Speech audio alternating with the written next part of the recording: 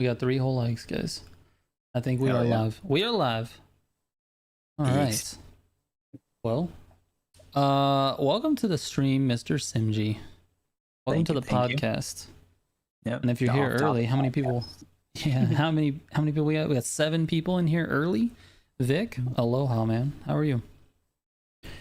And how are you, Simji? Did you have to work today? I did not. It would have been horrible. I went to sleep like at 9 in the morning. Oh, no. 9 in the morning my time, so 10 your time. but Yeah. That is horrible, dude. yeah. So wait, what? Why'd you go to bed so late? So I got done. So we did the summit, right? I finished the summit. Then I had to do the video about the whole mechanic thing, which I'm assuming some of you guys in the chat might know about. It's linked in the chat. So, and by the way, so I use HDR for my videos, and that takes forever. So after I finished editing, it took an hour to render, and it took an hour plus to upload to YouTube. Oh damn. Jesus. So yeah, Is it worth it? The HDR. Yeah, that's what I'm it- trying to figure out. Bro, it's so like the finished product, it's A1. It does look Okay. good. It does look good. I wish my PC could render the game and render every frame that it's supposed to, because then Mhm. my clip quality will look great. But it doesn't. It loses frames constantly and it just crashes. I'm not even joking. It crashed 8 times last night. I remember Yeah, that. dude. Yeah, you've been struggling with the crew since the launch, dude. Since launch. Since launch. I think there's a folder that you can go into. At least I know there's a folder you can go into with like Need for Speed and the game files, and you can figure out all of your crash reports. There's a whole bunch of them in Need for Speed as well. But I'm wondering if there's a file like that in the crew, and I could see exactly how many crash reports that I've sent to these guys, because it's well over 100. I mean, the game's been out for what, 4 months now? It's literally every day. So and sometimes multiple times a day. Actually, most of the time it's multiple times a day. Dude, Honestly, it's got to be in the probably around, hundreds. It's probably like 420 around there. Yeah, at least. At least, if not exactly, right? Exactly. What is up, chat, dude? IVT needs to fix playing with friends in free roam. I agree, dude. I agree. Although we don't do a lot of free roam, do we? We play a lot together, us 3. We don't do a lot of free roam. No, not too much. Just events. Closest thing to free roam we do is just like Steven ramming us off the road, you know? It's true. Yeah, because he's just an asshole like that, right? I'm a dirty racer, dude. Yeah, it's Yeah. confirmed. Yeah, definitely. Eli Angel, thank you so much, man. Appreciate it. Meme, no worries, dude. Thanks for tuning in and checking out. I appreciate you coming by. Agro said the game, he was gonna say the game has free roam, question mark. Yeah. Yeah, it does. Yeah, What do you do, Simji, for the Explorer timeline? I'm curious. the Explorer, just grind parts. Just grind. Wait, what? You grind parts? Yeah. So you do 'Cause of the like feat. just the feats over and over again. Yeah. Feats. Yeah. That just fills it up. It's probably the fastest way, honestly. Like quite literally, it's probably the fastest way. Yeah. You don't get a lot of XP for that, but you can do it so many times in a minute that it's worth it. I've been doing treasure the last couple of times. I'm finding that actually is quite viable if you memorize where the locations are. Like I have a map, but I feel like if you memorize the locations, you can just zoom in on it and see like, hey dude, there's a treasure box here, there's one here. Fast travel nearby, go get it. And that also helps with parts as well, just not as much. I think the feats are a little bit better. But So, anyway, do you like sniff treasure or like? I don't actually. He's always sniffing treasure, dude. Yeah, treasure sniffer to me is completely useless. Well, that's not true. Treasure sniffer is fine. Treasure sniffer is the set bonus, right? So that's the set bonus, and then you have treasure collector and treasure. Yep. What's the other one? frequent the frequent. No, is this frequent? No, The collector, range. yeah, the range one. What's the range one called? Frequency? Yeah, it's frequency, something like that. Yeah. I don't remember what it's called, but yeah. Anyway, I use the one with the frequency. I don't use the one that helps you detect the range farther, because why would you? You know where it is on the map. Yeah, So exactly. then I'll use like whatever XP or something like that. Anyway, I just figured I'd ask. It's something that I get a question a lot on the channel, is like, how do you fill that up? Because it's like the most I don't know, it's like a task every month to fill that stupid timeline. Very tedious. Anyway, you guys in chat might have noticed we have we've got a link at the top of chat. There is a new racing mechanic that maybe it's not new, but it is new to us. Simji kind of discovered it this week in the summit, and I featured it in the summit video. He made a separate video about it. If you guys want to check that out, it's linked at the top of chat.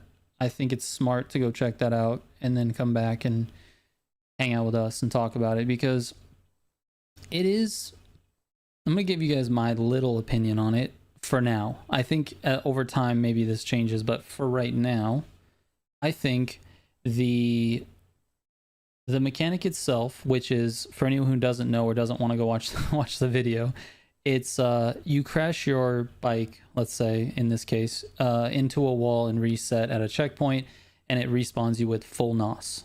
Okay. By doing that, it changes the tactics for the race. In particular, one of the summit races this week, actually two of them. But it's not any different than a reset, in my opinion. If you take the mechanic itself and you separate it from this particular summit's races, because these races highlight it like crazy.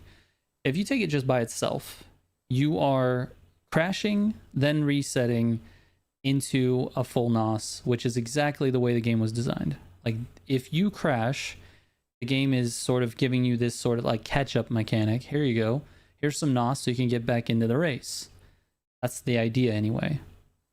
But where the players have taken it is like, you are now doing it intentionally. And that, to me, is no different than the reset mechanic. When you get reset, or when you choose to reset your car, it's because you've made a mistake and you're trying to get back on the road. Maybe you've fallen down a mountain, whatever.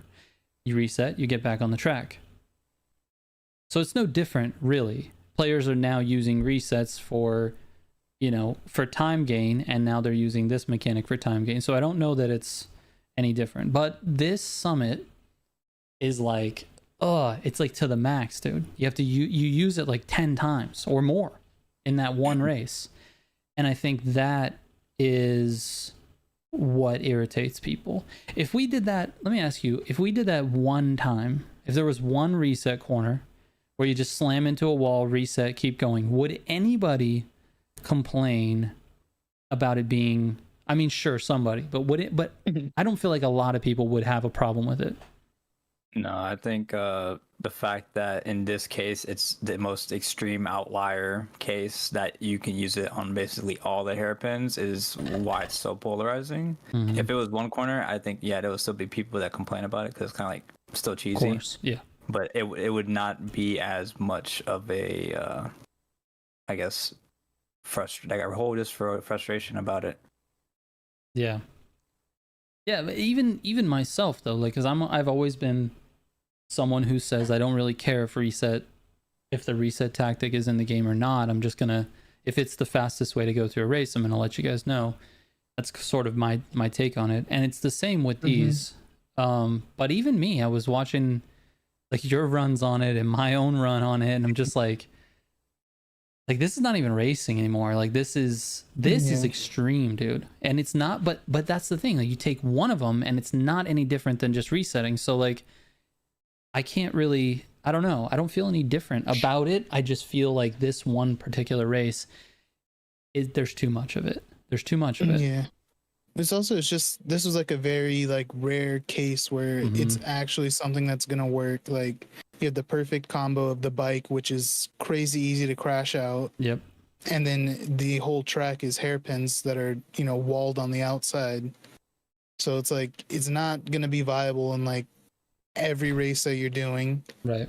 or and stuff like that. It's just like, you know, these two races this summit is like a very rare case of it. Very rare. Yeah. So I don't think it's like a huge issue. It is like shitty, Yeah. but it's not like a big deal, I don't think. Yeah. I think the community is going to find it to be a big deal. They're going to see it and go crazy. I mean, the evidence is in the video alone. Simji, congrats on the video, man. It's got, I think it was, the public view says it's 1.7. I'm sure if you're looking at your analytics, it's maybe a little higher. Mhm. But by far your most viewed video over the last couple of weeks. And it's a good, in my opinion, it's a good service to the community. I think it's not fair for these types of exploits to just be held close to the chest by anybody who knows who it is or knows what it is. I think it's more fair to the community if the exploit exists and everybody knows about it, rather than it existing and just being behind closed doors. So I appreciate you making the video for sure. Thank you. Mm-hmm. Yeah. Anyways, P Tracer says, what's terrible is the track design with so many hairpins and switchbacks in many races. I'm okay with hairpins and switchbacks. But yeah, on this one it was just the perfect combo. It was just perfect. Yeah, it's just the perfect combo. Like we were saying, it's possible to do it like in a car, but it's way harder because Yeah. you have to get like the crash cam, like you have to crash the car to where it will respawn you with the NOS. Mm-hmm. So it's way more difficult and not able to do every single corner. Yeah. Whereas with the Yeah. bikes, like I was saying earlier, they're so fragile. You just tap a wall and it resets you. Yeah, it's much more difficult with a car. Like you have to like basically go out of your way to try to get that one corner like Mhm. perfectly, and then think about trying to do that on all of the hairpins. Yeah. And yeah, it's probably gonna be faster to take some of the turns regularly. So Yeah, I noticed after we learned that the bikes were doing it, I started playing around with the cars immediately to try to figure that out, and I wasn't able to duplicate it, although we have seen footage of it where it did work. I wasn't able to figure it out. Mm-hmm. So it really wasn't super viable in cars, but you know. And the other thing too that we didn't really talk about is that, but the bikes benefit from NOS so much, dude.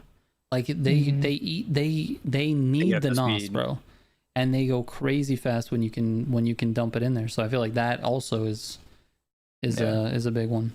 Yeah, if this accelerated slow, it wouldn't matter. Young Man says exploits in any competitive experience just makes it unfulfilling to play with. I think that's probably true. I probably agree with that. I think exploits are definitely, they definitely make the competitive part of it like, man, like you got to do this. You can't race. You got to do that. Yeah, because that's what's faster. I get that. Mhm. I get that point of view. Although I'm not competing for top times.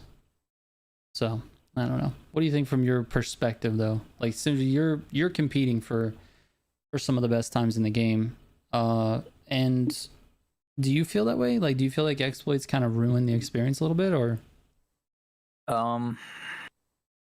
It really depends on how like for this example, like this exploit of the mechanic, I'm not a big fan of, but I'm okay with using it. And like I said, in the summits, I probably won't use it, and I won't even try it on like grand races or whatever. It's just too cheesy, and it's just like I'd rather just do it the regular way. Yeah. But as far as this exploits in general and how I feel about it, it's if everybody knows about it, I mean, I don't really have a problem with doing it. Like, there's so many cases and so many games that I've played, and I've just hunted leaderboards and whatever, and I've just learned those mechanics, whatever they were, just to do the times. And you know, some of them are worse, some of them are better, some of them actually help the track feel better. Like some of the cuts on like Need for Speed Heat, for example, we've played a lot of. Yep. Like they actually make the tracks feel and flow better. Yeah, for sure. And it also, like, if you're playing online, it helps the flow of traffic because some people are going that way, some people are going that way. Not everybody's bunched up in like a hairpin. Like there's just a dynamic of what people know about the track and how fast the pace they have is, and it can help just overall the experience. Now, obviously, if those people didn't know about the cuts, then obviously it puts them at a disadvantage. But with this, a lot of people didn't know about it because it was not being said. No one talked about it. Yeah. People knew about it, but no one said how No to one do said it. anything. So that's the problem. Yeah, I agree. I agree. Louis B, what's up, man? How are you doing tonight? Long And- time no see. Yeah, and Rex the God, what's going on, sir? What worries me is if the game becomes who does the better exploit instead of who is the more skilled racer. Yeah. Yeah, I get that. I get that for sure. I mean, it's not like it takes no skill to do the exploits. Like, there's a reason why the top 10 players are basically the same every summit. You know, whether there's exploits or not, those guys they're the best in the game. So Yeah. it's not like it takes no skill, but it certainly takes, I think it takes the fun out of it for the casual player. Like, I think the casual player is not really wanting to have to do all that, you know, and they're certainly not like competing for whatever, for top times. Like, that's not the reason they play, right? Most casual players play because they want to get platinum in the summit. Yeah, that's it, you know. Yeah, there's no difference between 8,000th place and 7,000th. No, not at all. Unless like you care about that placement. If you care about the placement, then it matters. Yep. You're gonna get the same rewards. 1 to 1,000, 10,000, you're gonna get the same rewards. Exactly.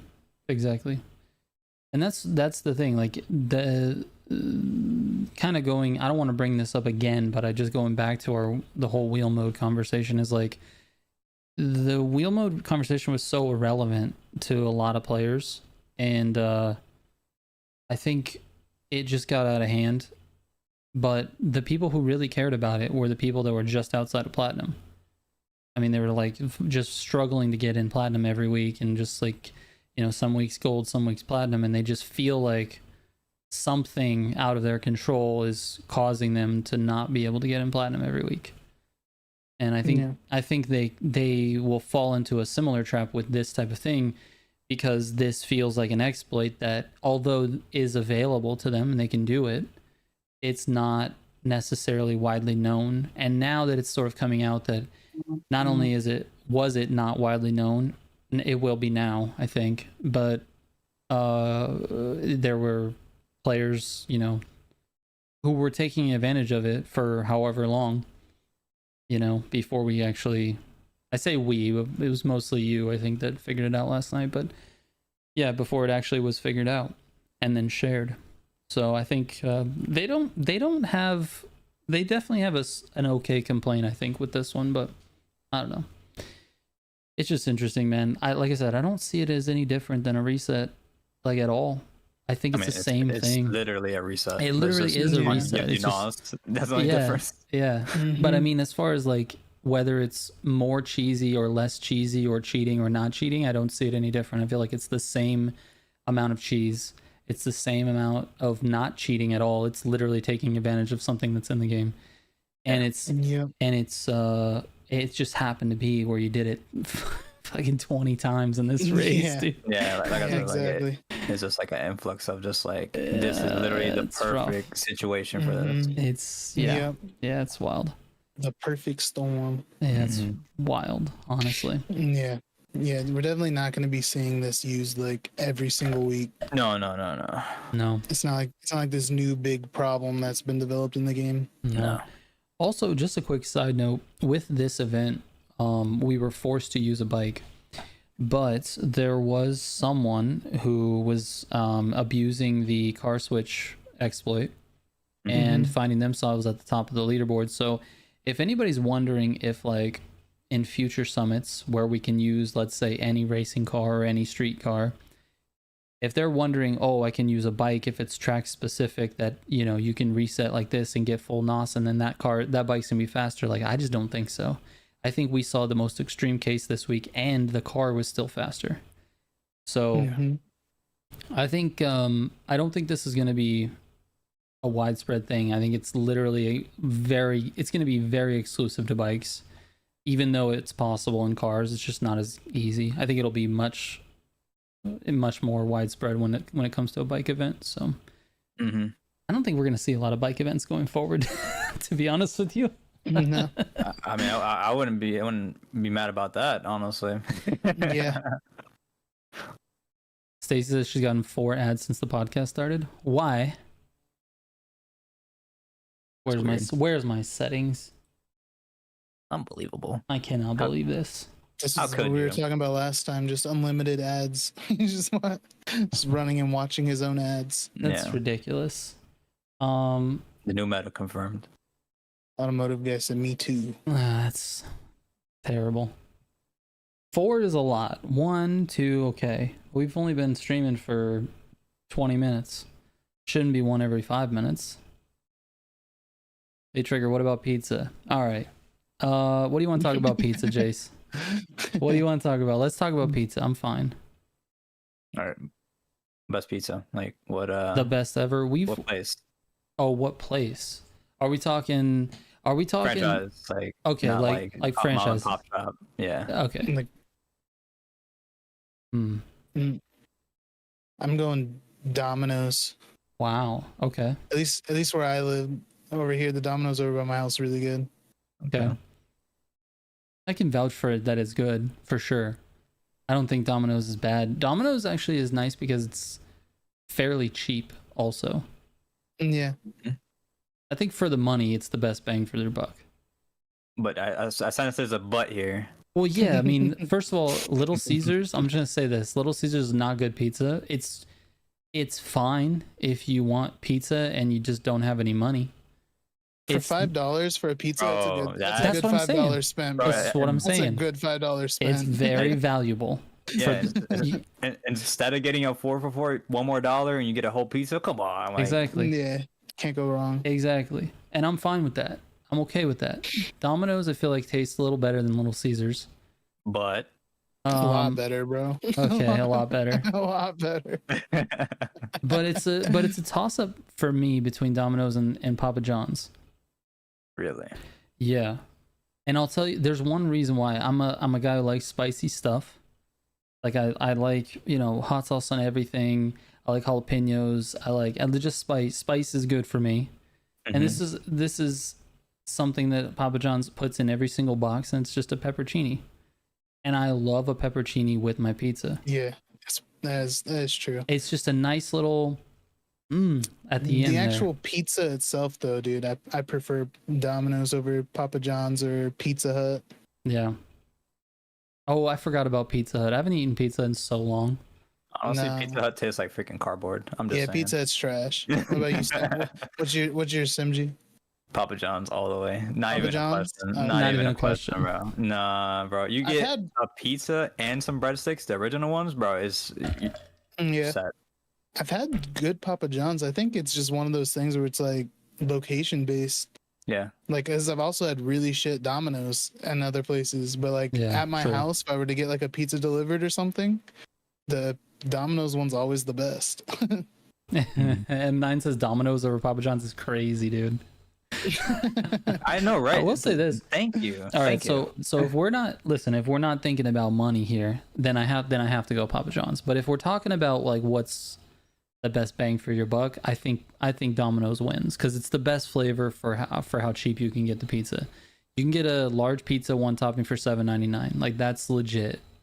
Yeah. And Papa John's, every time I go there, it's $27 for a pizza and breadsticks, and I'm like, it's too much, guys. It's worth it though. It's That's worth good. it. The one at my It's- house, dude, is like just a freaking grease puddle, though, dude. A grease puddle. So A grease- basically like, KFC. dude, Bro, like you get it and the box is wet. Oh Like, it's no. a wet box. So That's bad. That's what I'm Mm. saying, dude. Like it's location based, bro. You need to move, bro. What is Yeah. that? Yeah. Favorite between McDonald's or Burger King? It's McDonald's hands Ooh, down. it It's hands down. it depends on what you're looking for. No, there's really nothing at Burger There's only King that I'm one looking thing. for. If I'm looking for like chicken, I'm going with like the chicken fries from Burger King. I do not like the okay. McDonald's nuggets. The nuggets are trash from McDonald's. They're Yeah, trash. yeah. They are okay. They are like their own thing. It's not like a Yes. regular like chicken nugget. Like it's its own type. It's of not even thing. chicken, honestly. It's not chicken. No, it's I know not. I Bro, know they what do- chicken tastes like. It's not That's- chicken. I don't know. They are good though. I do like the McDonald's nuggets. Yeah, for sure. Really? That's crazy. Yeah. You got to be in like I don't know. It's not definitely not like a chicken nugget. It's its own thing. But they're Agreed. good. Agreed. You know what you need to do though? Next time you guys if you ever get another chicken nugget little box, grab some ask them for hot mustard, and then barbecue. Hot mustard and barbecue, and just dip a little bit of barbecue, and then dunk it in the hot mustard. It's fire. It's Their like hot mustard is. But you pretty gotta. good. But I normally go with the sweet and sour. Fucks with the sweet and sour. nah, I'm not about that. Not about that life. Yeah, right. I don't like McDonald's barbecue. What? I don't like gross. barbecue, to be honest, at all. Honestly, I love What? barbecue, Kinda- but it's McDonald's is kinda like gross, mid. dude. Bro, For me, like- it's mid. It's like too like way too like tangy, dude. Like what? sour almost. That shit sucks. Sour. Oh my god, you guys are nuts, bro. McDonald's barbecue sauce is disgusting. Oh my god, this is blasphemy, dude. This is terrible. Who doesn't It's like? not I've been begging McDonald's for years to just put that stuff in a bottle so I can buy it at Walmart. Like, bro, Nah, just that put shit's it. ass. I would use it Nah, on you everything. You can have it all, honestly. That Yeah. is- I wouldn't lose any sleep. That's the most wild take I feel like you've ever had. No, it's not, bro. McDonald's barbecue is terrible. That's some shit barbecue sauce. Dang, dude.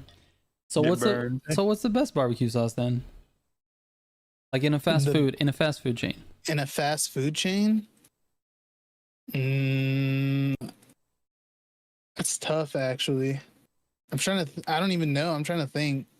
I swear, if you say like something like Checkers or something like that, I swear. No, not Checkers.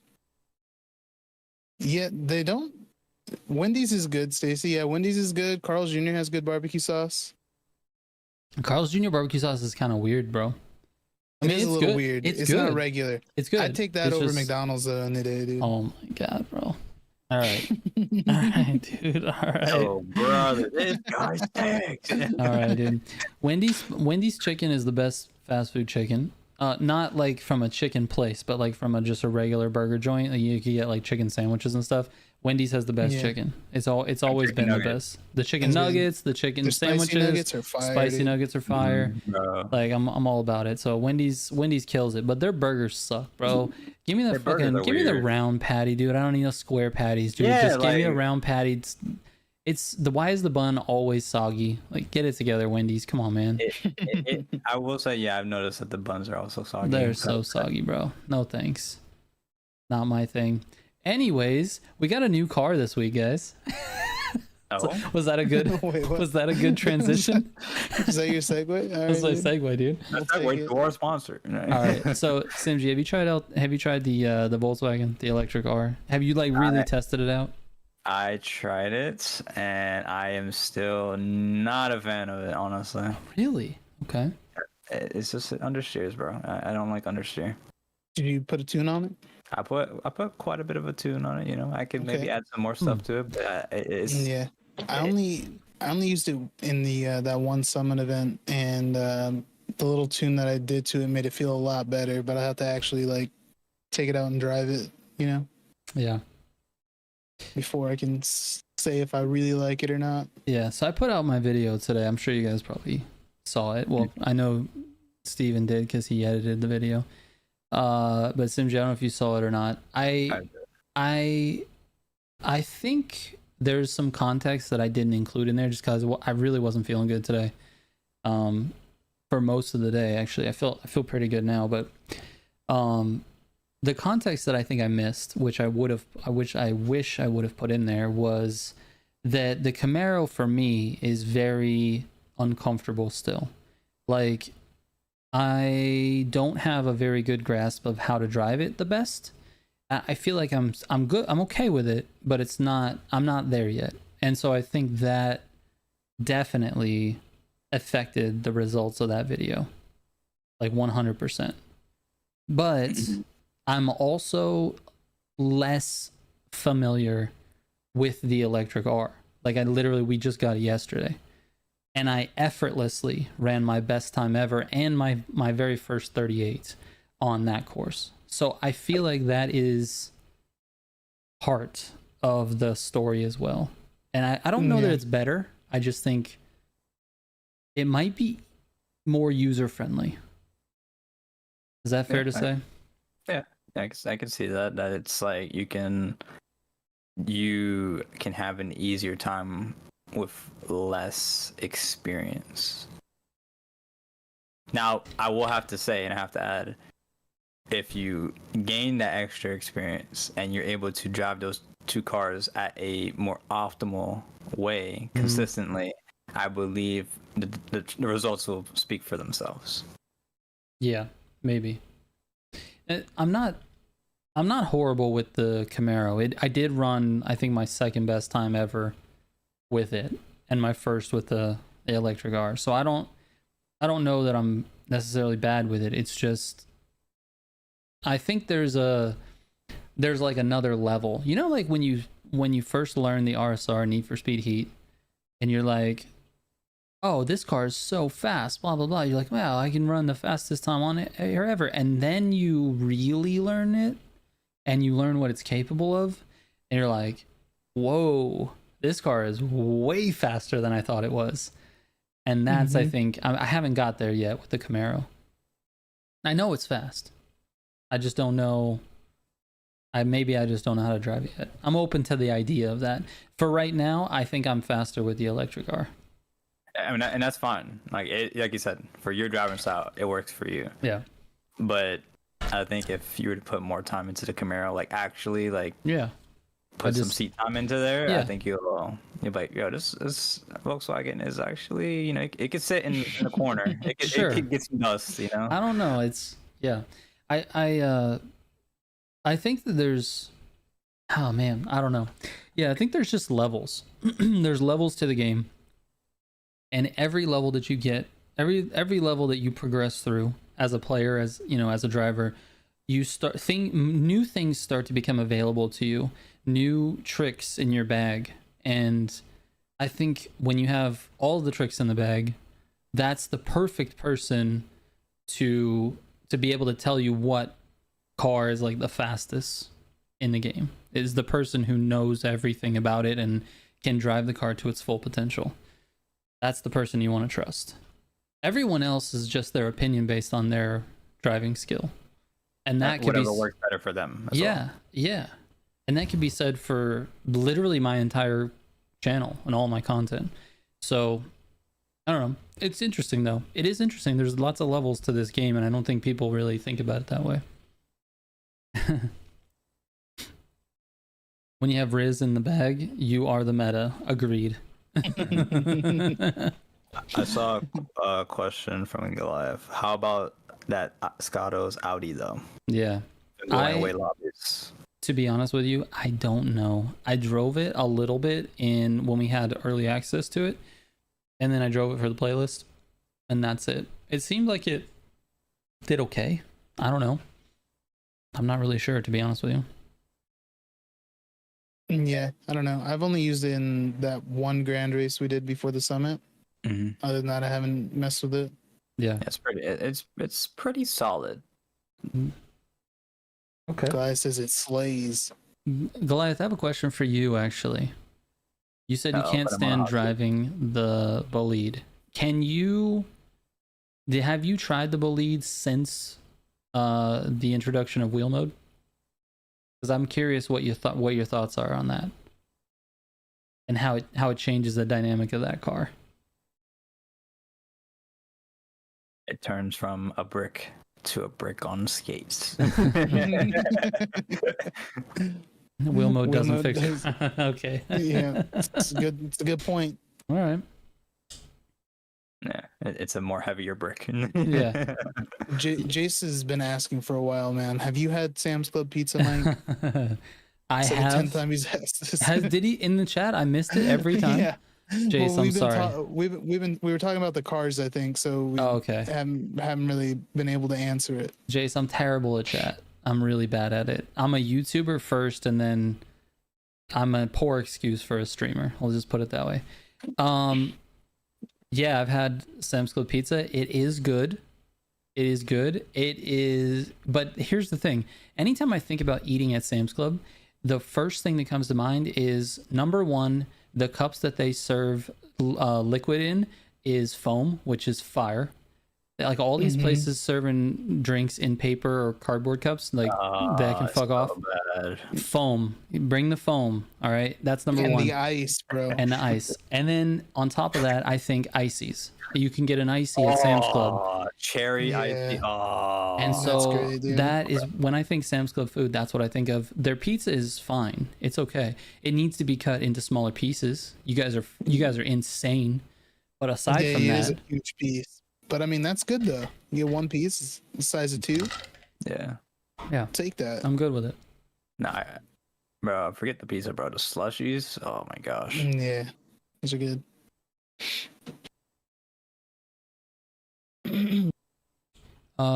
This guy, hold on. Someone said something about the Bolide. Oh, it was just NC Dab King would rather drive the Lambo over the Bolide.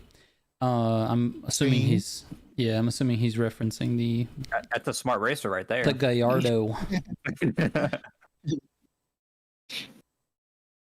The Bolide should have been a hypercar because it runs 300 miles per hour IRL. That's fair. Yeah. Why are all the year one pass cars bad, like the Hellcat and the Chevelle SS?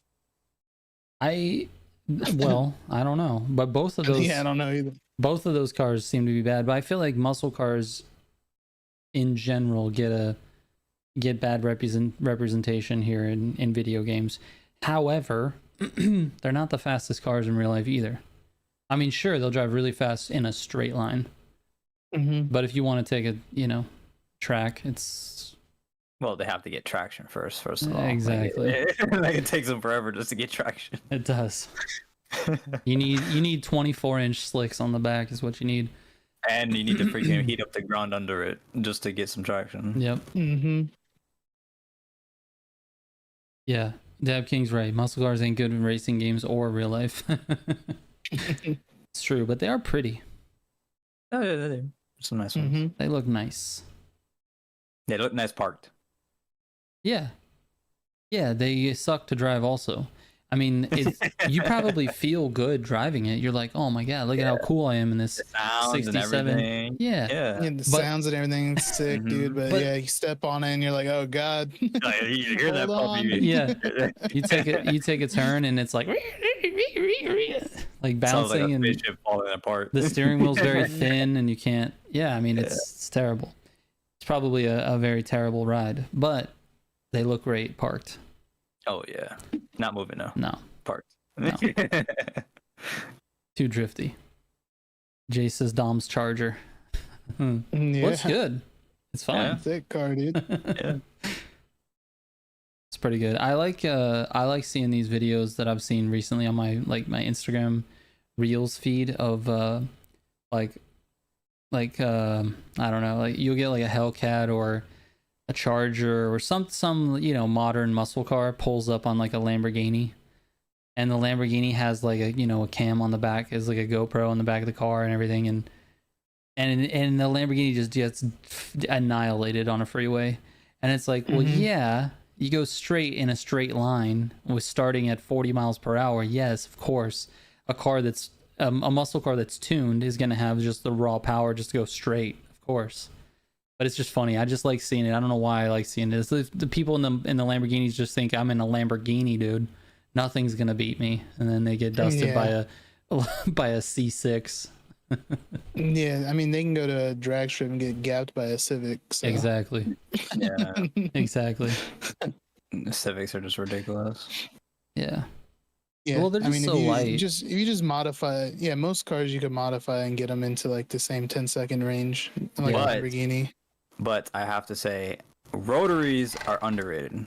I'm gonna say it. Rotaries, people they just dismiss them. Oh, apex seals. No, like rotaries are. It's it. I have to bring rotaries something. Are tight. It's a noise, dude. I love a rotary. Bro, 4-rotor is the best sounding freaking one of the best. Carrera GT LFA is up there as well, but 4-rotor, bro, it's music. Yup. I agree, but I have to bring something up. This might just be a California thing, But most people in California that drive a Mazda for whatever reason are just dicks on the road, bro. Yes, dude, yes. Why? That is actually true. Why are you guys like that? I mean, I don't know. That is facts.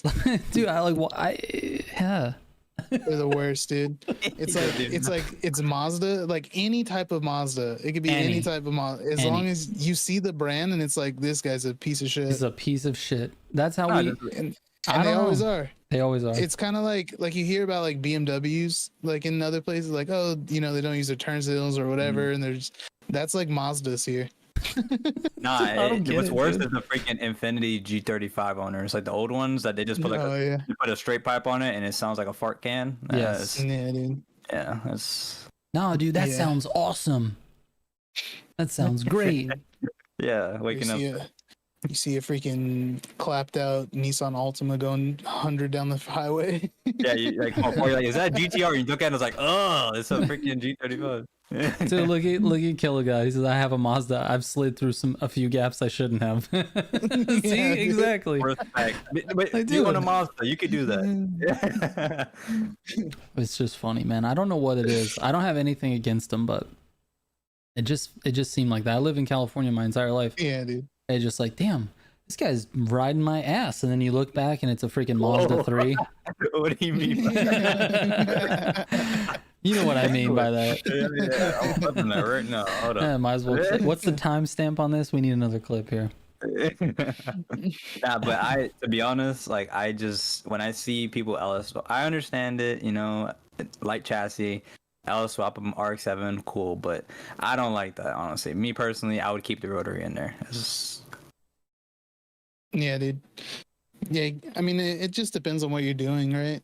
Mm-hmm. Like, if you're just using the car like for you, then yeah, dude, I'd for sure keep the rotary in there for the sounds and, you know, the originality of it and everything. But then, you know, most people, they take those cars and turn them like drift cars or different things like that. Mm-hmm. So they swap like an LS or something in it just because it's easier to maintain and makes more power. Right. For cheap. Yeah. And, you know, yeah, if you mess something up at the track, you can just go down to an AutoZone. Yeah, exactly, dude. They have Fix the parts. Your car. Yeah, they have all the parts in the back. Yeah. Just depends on what you're doing with the car. Yeah. What is it? Krieger? Hold on. Yeah, Krieger says, are you still feeling under the weather? And actually, I'm feeling a lot better now.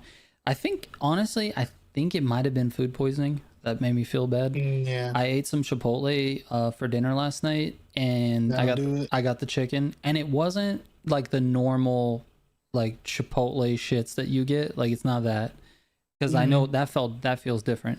But when I was going to bed last night, actually right before I went to bed last night, I went to the bathroom, like just pee before bed, and I was like, whoa, I was like really dizzy, like, oh my god, I'm gonna fall over. It was super weird. And then I laid down, and the second I laid down, the whole room was like just spinning. Did you get like kind of feverish? I didn't get a fever. It was just a lot of dizziness. It was super, super weird. And then I finally like was able to go to sleep last night, and I woke up this morning and I felt the same way. I woke up like 7. We went to bed at like 4:30 last night. I did. And I woke up at like 7:30, and I'm like, just had to go to the bathroom like super bad. I've never woken up from sleep to have to go to the bathroom like that, and I just like had to go to the bathroom. As soon as I sat on the toilet, it was like, whoa, everything's spinning. I was just super dizzy, so I just felt super weird all day. But I got some hydration. I drank a liquid IV, drank some water. I had some like tater tots. Just like, I just wanted something like salty and, you know, not super greasy and all that. So just like something to put in my stomach. I had some of those. I started feeling a little better. So I don't know. Nice. It could have been the chicken, dude. It could have been just like undercooked or something like that. Just classic Chipotle, dude. Yeah. That's Warren said ass explosion. Ass explosion, dude. Exactly. Rhino, what's going on, man? How are you? Rhino in the chat. Yeah. Rhino equals TC2 New York sweat. Is Rhino a sweat on New York? Rhino, what's your time on New York right now? I don't even know. Trigger throws down on New York. I do. I like New York. He'd be cheating, bro. He'd be taking all these shortcuts and all that. Like he's just trying to get ahead. I go through the woods. I stay away from the roads on New York. Yeah. He has dinner with Bigfoot. Dinner with Bigfoot, dude. I just imagine this insanely tall, hairy person just throwing shit around at me at dinner. I don't know. 2301. 2301 is really fast, actually. What do you have on it, Trigger? I've got like a 2640 or something like that. It's in the 26s. Okay. I can't remember exactly, to be honest with you. Yeah, Rhino's got some different cuts so you don't know about. That's true. Or he's just got a different set of DNA, and he's just That's literally also true. way too good. Yeah, also a possibility. Dude, I'd be down, Rhino. We got to get into a lobby one. It's my main money grind in TC2. Not because it's faster or anything like that. Just I enjoy doing it. It's a 30-minute commitment, 25 to 30-minute commitment, and it's 500k. And that to me makes like simple math in my head. I'm like, if I do this for 30 minutes, I'm gonna get 500k, and I don't have to keep repeating the same thing over and over again. It's a variety of scenery and things like that. So that is definitely my main cash grind. Grained. Mm-hmm. Yeah, you I grind it up. Yep. I grind it up. Yep. Just turn on the Riz to max and then grind it. Yeah, be careful, Rhino, because might get rizzed, bro.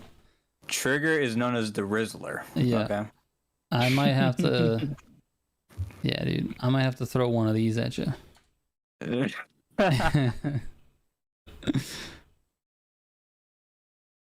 You might see this one coming also. Okay. Will was OP in TC2. Yeah. He'll be fine. Yeah, Will's definitely has been OP in the crew franchise, I think, in general. Since the beginning of Crew 2, right? I feel like yes. I wouldn't be able to tell you. I know that I heard from somebody that there was a handling patch that they did, like they did like the handling betas. Yeah. They did one, and it just made the gap even more. So I don't know at what point that was, because I never played the Crew 2 in its prime. I never played it, so gotcha. I wouldn't be able to know. Yeah. Trigger, have you seen the Euros versus Hellcat hit and run? I have not seen that. Is that a video? Should I have seen it? Oh no, I haven't seen it either. You should have seen everything, honestly. Gotcha. I don't know why, but my chat pop out just went back to the YouTube studio. So let's pop this out again.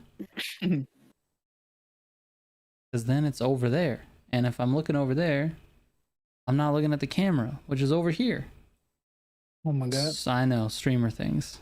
I just noticed what Rhino said. Oh my gosh. What happened here? He was like, LMAO, I'll be fine, Pookie Bear. Yeah. Because, bro, like, so if you don't know, Trigger, freaking Benji and there's one more person in my chat. They literally just started calling me Pookie Bear. And now people are running with that. Like, it's every time they see me, like, Nico, he calls me Cheater every time. He's like, hey, Cheater. Like, okay. And I see him randomly, and he says, hey, Cheater. And people are just like, what the hell? Like, we noticed the comment on your video today from Nico, and it said, called you a cheater. Yeah. And I'm just like, thumbs down it. I didn't know it's. Yeah. I thought maybe. Yeah, no, he's actually like really chill, but like that's his thing. He instead of saying like Simji or whatever nickname, they just like cheater or. Gotcha. Pookie Bear. Pookie Bear. Yeah. Bro, I see that and I'm just like, like what the heck, man. Alex Mintz, welcome to the stream, man. Congrats. Seen Drake's new leak video. Yeah, Trigger, you seen that? Yeah, I did. I specifically had to look it up because I was interested. Oh, you had interest. Yeah. Oh yeah. You got it, dude. You gotta size up your opponents, man. You gotta know. You're competing with Drake. Yeah, I am. What? In life, I'm gonna be. Okay, I don't know. right. Yeah, I don't know. I'm just interested. as in life and in nature, the males fight. You know, we do that. Oh, sword You fight, gotta know. Yeah. You got to know. Right. Yeah. Need a max win. Gregor. My gosh. Oh, my bad, Alex. But welcome to the stream. Sword fight. Yeah, like we resort, you know. It's kinda like- you ever played that? You ever play Resort? Yeah, dude. Yeah, we Yeah, resort, the swords, dude. and you just, you know. A sword Yeah. fight between me and Drake would be like Peter Pan and Captain Hook. That would be what it would be like. If you guys know. Okay. Okay. That that analogy. You like that reference? No, I don't It's not very favorable to me, I'll be honest. at all. But I didn't say who I was. You guys just assumed. Well. You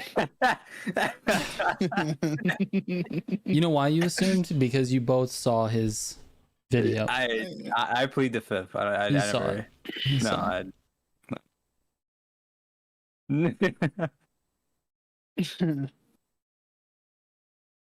Rhino says like a lightsaber fight. Imagine. 812 super fast or Lambo SVJ? Like in real life? Or are we talking in the game? Either way, I don't have enough opinion to answer the question. So I'll let you guys go. That is cap, Rhino. That is the biggest load of cap.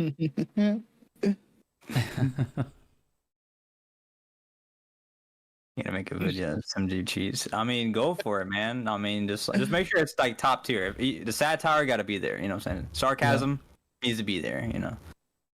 Definitely. Yeah, because Sinji is like the least cheater I know. Yeah. Triple caution, triple caution. You haven't seen the video, Trigger, but I had to say, Yeah, you gotta see. It's actually really funny. And we're getting Did a good job. we're getting some love for Steven in the chat. But he's the For real? cheater. Yeah. He's I think actually a he- cheater. By Alex. Thanks, Alex. I am pretty hot. Not gonna lie. What do you Should mean by take your that? sweatshirt off. That helps a little bit. So wait, okay, all right. Going back to the topic that we had on that you guys had on the other podcast. So like, okay, you said no bikini, right, Steven? But like, what if Right. just take off the hoodie, man? Just let it rip, like a blade, Wait, you said what now? Sorry. He I got was reading distracted the by chat. chat. I missed it. I was reading the chat and I missed it. I said like you said like no bikinis, right? You like Right. no, like, it's basically impossible unless there's like infinite amount of money. But like, what if you just like just rip off the hoodie, just let it rip like a Beyblade? Maybe. If it gets hot enough in your room, I think the Yeah, hoodie yeah. will Sure. come off this summer. Yeah, Sure. at some point. Yeah. I do always rock a hoodie though. It's just kind of what I wear. Yeah, it's true. I'm always wearing a hoodie. I don't know that I've known you 17 years. I don't know that I've ever seen you without a hoodie on. You probably have, but not very much. I mean, I don't remember it, so it's very few if I have. Yeah. Yeah, my closet's just full of hoodies. I don't know why. It's just what I like. Mr. Steven. Oh my Seagal? god. Oh, Oh my god. I mean that was a question. I think it's Yeah, yeah. I guess. Yeah. The answer is yes. Yeah, The there. answer is yes, Alex. Submit. Rhino says he got a good question for us. Oh, go ahead. If you had your last meal, what would the last meal be? It can be anything you want and no limit. You can eat as much of it as you want.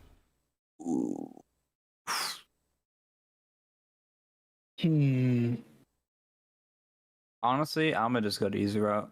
Pizza, bro. It's just like, it's just a good, like, I would say like some Puerto Rican food, like some, but like at the same time, it's just like, bro, a good slice of pizza just puts a smile on your face, bro. Like, That's true. You'd want that as like your last meal, though? Like this is the last thing you're gonna eat. like, let me just get a box of pizza and just like Okay. Yeah. Simple, man. I mean, very easily and cheap too. It'd only be like $20 Well, your last meal. yeah. You wouldn't I'm not go gonna with be like oh, I want I want the what is it? The fish eggs, caviar. caviar. Yeah, no, nah. I don't No, know. dude, that's not it. I'm not into seafood. Me either, honestly. Yeah, there's something about it like grosses me out. I don't know why. I mean, what, you don't like eating Mr. Krabs? Like, Yeah, I like seafood. Seafood's fine. It's not like something I I don't eat know. a Some lot of. seafood's yeah, some seafood's okay. Like I'm cool with like shrimp or like lobster or crab or whatever, but like just fish. I don't know what it is about fish. It grosses me out. I don't know if Yeah. it's a texture thing or what. Well, it definitely has like a smell. It's definitely like a Oh my specific God. smell. going to a It's tough. fisher's market is the worst. Yeah, it's Yeah, tough, it dude. is. It's pretty bad. It just slaps you in the face, bro. It's crazy. Yeah, you walk in and you're like, oh my god. Oh, like you could like use like when you like are 10 feet away, you don't smell it. You get like 2 feet away, you're just like, oh gosh, what is this? Yeah. That being said, I'm good with most fish. Like I'm not a huge shellfish person except for like shrimp. But other than that, it's yeah. But as far as my last meal goes though, dude, it's such a hard question. It's a hard question for someone like me who loves food. I'm very, very much in love with food. I think, man, that'd be tough. What do I like the most? I don't know. Yeah. It would probably right now, because of the last year and a half that I've been here, it would probably be like a carne asada burrito. You know, something that's amazing, something that I can get in California. But I don't know, Okay. man. Okay. That's simple and cheap too. It's not like but it's amazing. I miss it. Yeah, I don't know, dude. That is a very tough question. Jace, I'll take a look at that that video after the stream. You don't really have a good way to pull it up here while we're doing this, so I'll definitely take a look though. And what's playing in the background? The background is a couple arcade games. I got Pac-Man and one arcade that has like, you know, a bunch of different games on it, and then I forget what this one is. Oh, that one's Pac-Mania. And then I have Ridge Racer in the corner. You gotta definitely get one that has Need for Speed, bro. That would be Imagine. OP. It'd be cool. That would be very fitting. These machines are really cool. They have a video out port, so I can run like a USB cable, or it's not an HDMI. I think it's USB. I can run a USB cable from the machine to, like, let's say a capture card or even a display. So I could like run it to a capture card, then run it from the capture card to a display, and I could stream playing on the arcades. It's pretty cool. Yeah, it would be sick. Yeah. Might have to do that with Ridge Racer one day. It'd be fun. Krieger says shark would be his last meal. It's kind of interesting. I don't think I've ever had shark. No. Shark? Nah, I haven't had shark either. What's the weirdest meat you guys have eaten? Like animal game wise? Honestly, nothing weird, to be honest. I haven't. I don't think. I'm trying to think weird. I don't haven't think it's even weird. tried It'd be gator. Like, and I'm in Florida. I haven't had ate- gator either. Yeah. I've had like ox or like deer. Okay. Like bison. You've had I've had like a bison? bison. I've had like a bison burger before. Okay. A What about bison burger. moose? Never had moose. I've had moose one time. It was amazing. But I'm not Was like it? a huge meat fan. This particular moose was one that a guy had shot, like a coworker of mine had shot, and then had like a butcher pack it into like a Slim Jim type thing, like a beef stick or whatever, so you could just eat it like that. It was so good. It was the best I've ever had in terms of like meat. So like Nice. you enjoyed the meat, is what you're saying? 100%. And I was really glad that it was in a stick form as well. Yeah. I've had eel before too. You've had eel? Yeah, I've had eel. What about octopus? Yes. Octopus is great. Really? Yeah, like calamari. I haven't had like Calamari squid, but Calamari squid, but yeah, it's the same. octopus Not is the same, different. No, is it? Okay, I haven't had Oh, octopus. here we Okay. go. I've had squid. I've had Okay. squid. All The right. hats are off. I've had calamari, like different types of calamari. I've had like fried calamari or like a grilled calamari, Yeah. but no, I haven't had octopus. Octopus is great. However, it is very easy to not cook right and to mess it up. So like if you go to a restaurant that's like not great at it, you're going to have a really bad time. You're probably going to get some suction cups stuck to your tongue. Like it's going to be horrible. No, if you you go just to- confirmed it. But if you go to a place that is really good at it, it is phenomenal. Like so good. It's the best, in my opinion, it's one of the best like fish type dishes that you can have. Mhm. When it's done right, of course. Yeah. But it's I see a expensive. comment. I see a comment by Jaeger. Simg, when's the merch dropping, mate? Honestly, so this is a while back. I wanted to make like some merch, but like not like Simg merch, just kind of like more casual stuff, just like some designs, whatever. Unfortunately, it like the timing was horrible. The artists like they didn't have a lot of time. They had like a lot of things going on in their personal life, and that just kind of like fell through. I didn't look at it, but I might, I have thought about it, but I want it to be like more just like you could just wear it and you wouldn't even know it's like a gamer like esque thing, just Yeah. But yeah. Rhino's eating a python and fried turtle eggs. That's cool. Fried turtle eggs. Interesting. You eating python, Rhino? Are you in Florida? I feel like there's a lot of snakes in Florida. There I are don't a know how lot I feel of about things. eating python. That just the sound of it doesn't sound very No, it appetizing. doesn't sound Really? very appetizing at all. Might be a little tough. The python is like all muscle. Yeah. Yeah, it's a big ass snake, dude. Yeah. Well, I guess depending on the type of python. Yeah. I don't know. I don't know anything about snakes. Yeah, back off, jeez. Just kidding. I missed a comment by Azaria. It says, can you post the summit times with the cuts and the resets, like 17%, 25%, whatever, but in a list. So Azaria, every week I do a short. It usually comes out the day after the summit guide. I do a short with all of the percentages in it. Are we still talking about Drake?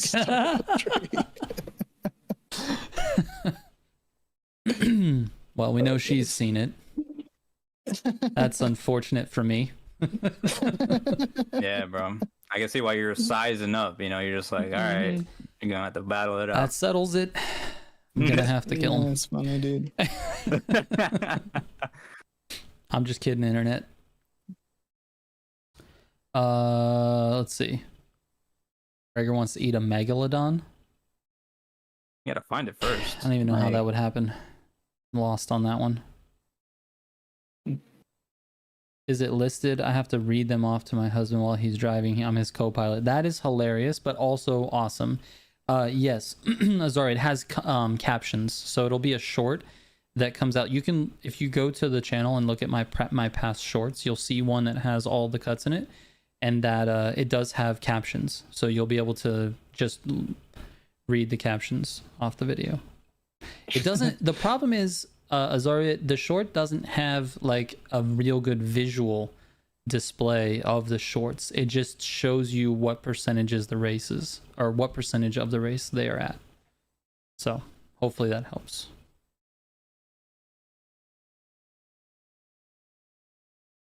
I have a megalodon in my pool right now, just waiting for it to marinate in chlorine. That sounds terrible, dude. Chlorine already is horrible. All right, glad to help, Azaria. Thank you.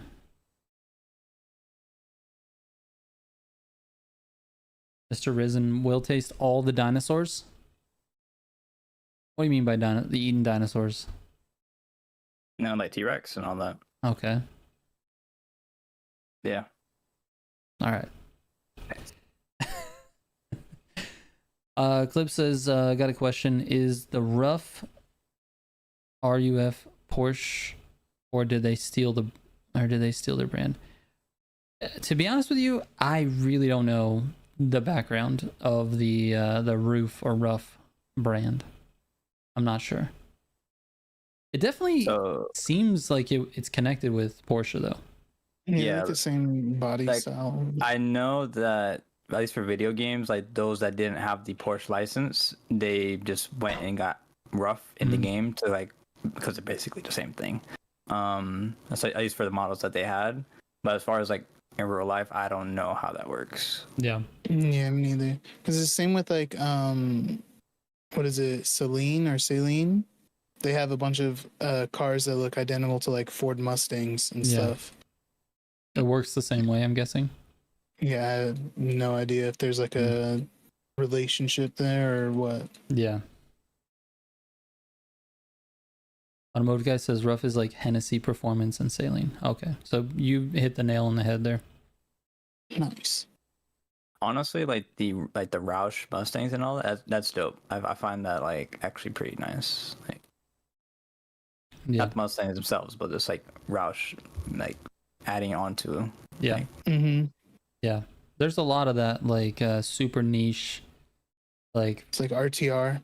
yeah. RTO. Yeah. Well, I mean that's like and that costs like so much. I can only imagine how much money that would cost just to Yeah, but it's cool properly though. check it out. Yeah, it's cool though because it's like a third party thing that got brought in. Like you can buy a Mustang and get like an RTR spec built from like factory. Yeah. That's pretty sick. Yeah. Yeah. All right, Simji, are you a real good driver in real life?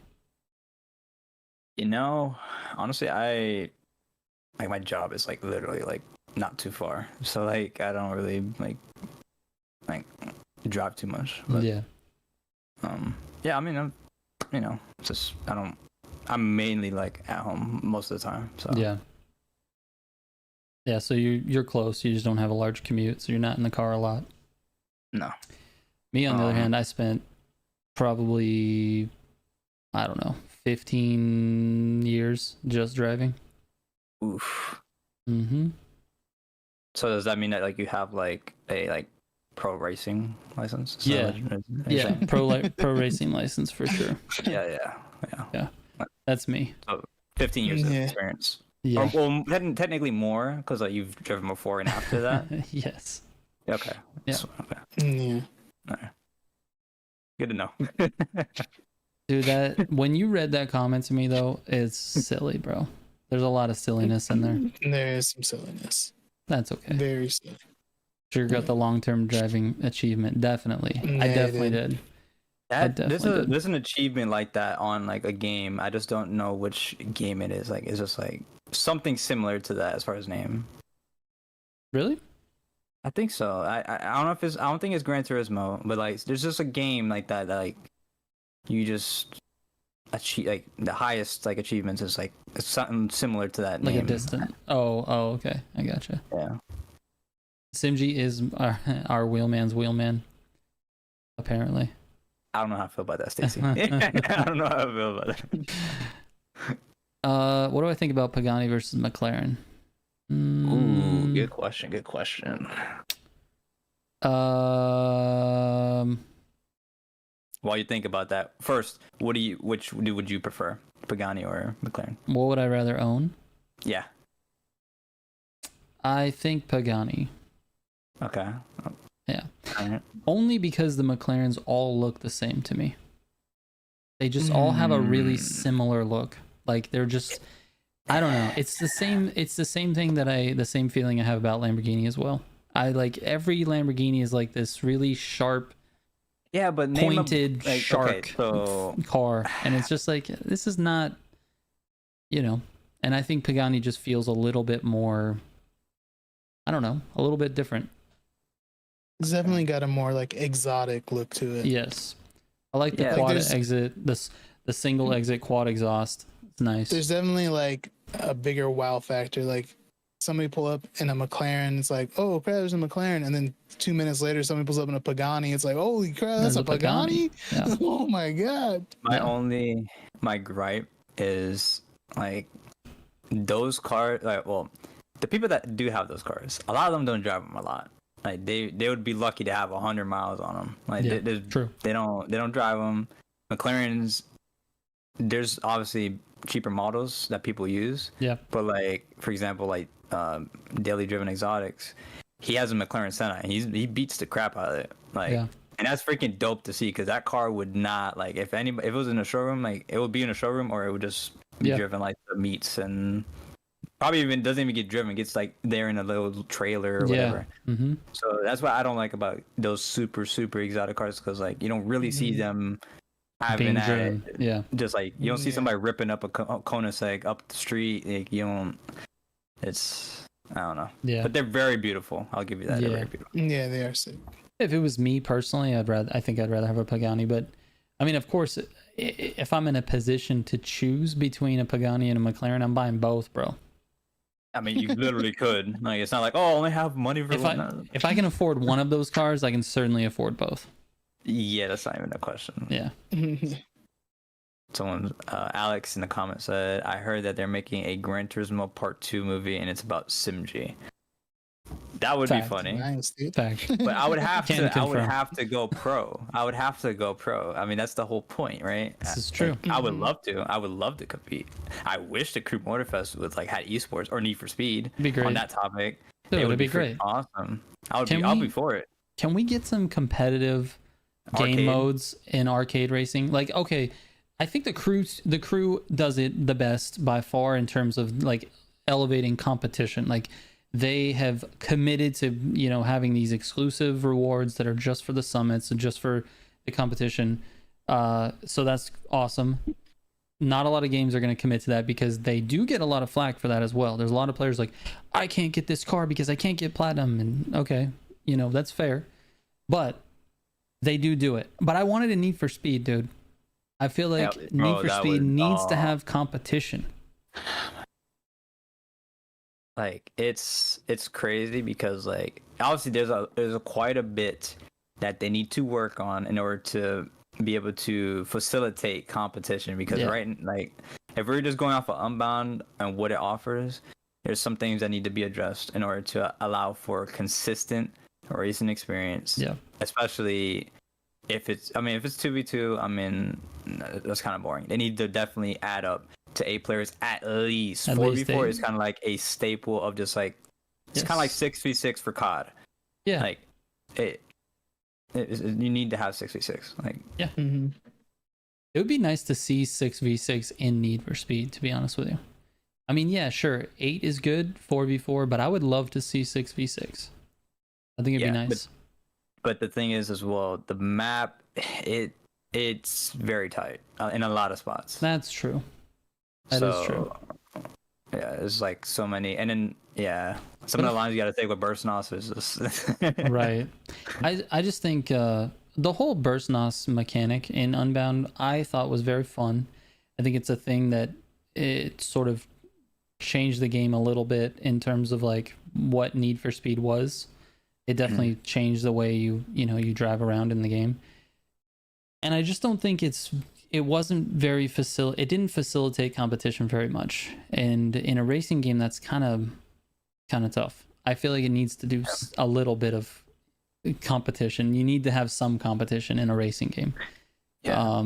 But I think the burst nos just really killed that, because there was just so many cases where just a small bump of a competitor would completely ruin your ability to take a turn. Yeah. You know, or the inconsistency too of like, this normally gives me a full bar, and now you know every once in a while you don't get a full bar. It's very inconsistent. So let's play a game. Let's say Need for Speed is designing a new game. I mean, obviously they're working on something, right? But let's say they are. What is the perfect comp scenario for a Need for Speed game? Party size, races, driving mechanics. What are you looking for? I think the first question is, are they going to support last gen? I think for sure they're not going to. No, but I don't think they will.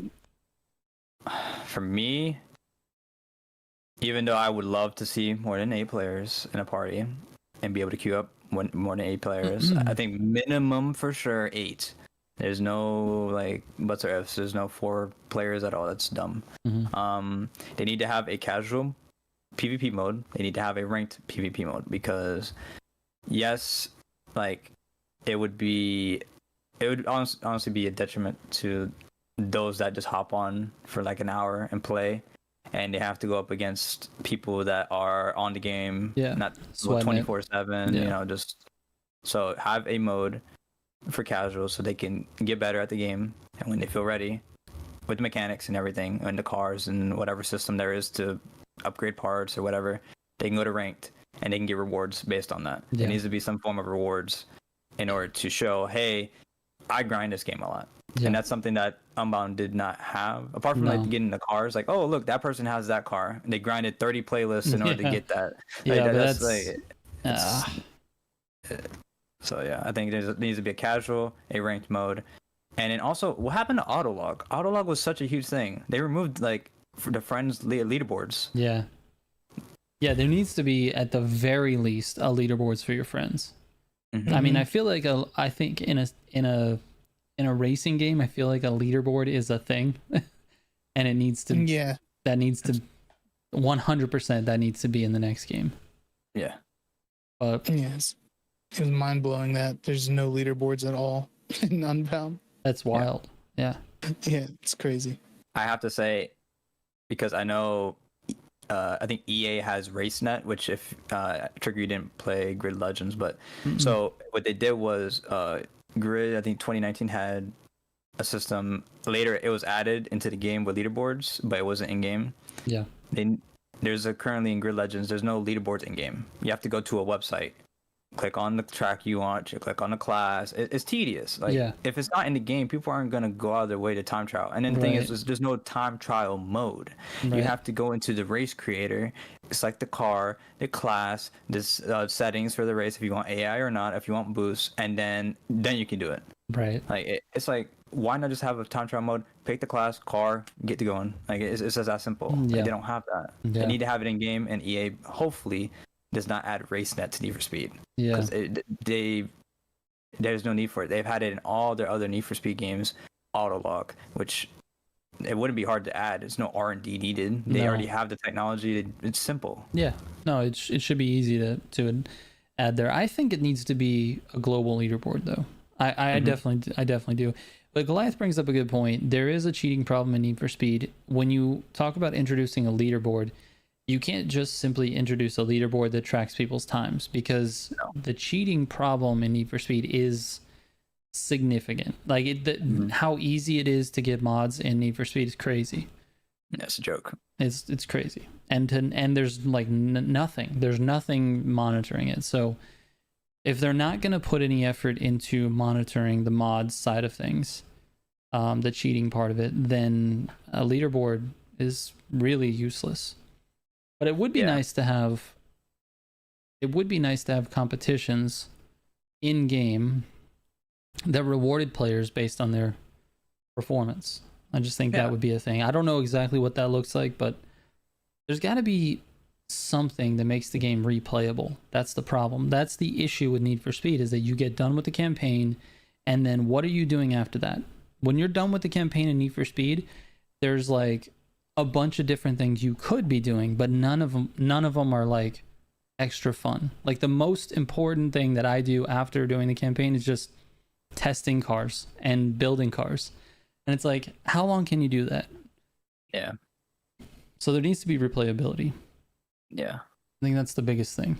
And replayability is not trying to unlock all these cars. And you how many cars do you not have in Unbound? And I don't know. You so many. Grinded directly to try to get cars. Hundreds and hundreds and hundreds of hours in Unbound, and I don't have all the cars unlocked. Like it's crazy. Yeah, it's crazy. You would have, if this was Forza Horizon, you would have 3 times the cars. Yeah. It's like, dude, if it was Forza Horizon, I'd have more cars than are available in the game. Exactly. And I would have them on day 3. Yeah, you would have the DLC cars without them being out yet. So many cars you would. Yes, because I won them in one of 27 wheel spins that I got after finishing one race. Yeah. It's a crazy. Forza's a crazy game. Not Motorsport. Horizon's a crazy game. Anyway, Glide says I'm not grinding those clown challenges. Exactly. We just use cheat engine to get all the cars. Yeah, that's what a lot of people did. That's what a lot of people did. See a comment here. Eclipse says, Trigger and SimG, I got a question. What about Forza Horizon and Motorsport, fast drivers and all? There's something, I'm glad you brought that up. So there was actually a challenge. I don't know if you guys saw. It was called the Logitech G Challenge on Forza Motorsport. It was basically time trials on a specific track with a car. It was in game. You can just do it, and there was a money prize. I think it's well over $100,000. But there was multiple rounds. So they would, I assume, I didn't look really too deep into it, but it's like they would have a mark of how many people, like let's say the top 1,000, make it past to the next round, and it would just keep going and going and going. So yeah, it's stuff like that is super dope. Forza, they're very like Team Wars and all that, like it's very intricate, and honestly I enjoy that. There's some things about Team Wars I really don't like, particularly the team jumping. Like they had a rule that you can join a team. Like, so let's say if Steven has a team, Trigger has a team, they're the leaders. Let's say if I'm on Steven's crew, right? I can leave his crew, join Trigger's, and in a week I can compete. And you'll see people doing that back and forth, back and forth. So you could see a team in the ELO system that was higher ranked and a team that was lower ranked. And that lower ranked team, if a bunch of fast people join it, they can bump that team up like after a little bit, right? Yeah, okay. So it, especially if they pick their battles, Right. which a lot of them did. There's a lot of teams that didn't like pick their battles. Like they would just, oh, we're fine at this level. We don't care about racing anybody, which I don't like. I mean, if you're gonna do this, then race. So yeah, I mean, I like the whole competition in Forza. I think the rival system is awesome. I don't like the XP system for the cars, but that's besides the point. Yeah. But yeah, I like Forza Horizon's competition, and I believe that Need for Speed in particular could take some notes, some useful notes on what they can do, especially because the leaderboards, Forza is not the best when moderating it, but they do moderate it. They do after a while remove some players that are like getting like 0.5 second times. Like right. Random comment from Automotive Guy says that sorry, not random comment, but it is it was a little off topic here. But he said you can't put unique liveries on a car once it's removed. They need to fix that or let us pay for the liveries. Would you, Automotive Guy, would you be good with like a livery book or library that's personal to you? So like if you download a livery, it's not necessarily specific to the car, but just that it goes into your livery book, and then you can select from that menu to apply it to whatever car you have. Because I think that would be sort of an easy solution to it. Like once you download it, it saves to like an easy access for you. Yeah. Yeah, it doesn't. I don't know if it. I'm assuming it's saved on the cloud. Like I don't think it's on your local like device. That No, it's in the cache. He said the unique livery that it comes with. Oh, No, you can. It's in the exclusive ones, right? Yes, you have to go to the exclusive category, and then you have to search. You have to look for it. It's not always the first one, Automotive Guy. You can just like scroll through everything, and then you'll find it eventually. It's in the exclusive category. Yeah, it's pretty dumb. It is really stupid, to be honest with you. It should just be like the first option there because it's the default livery.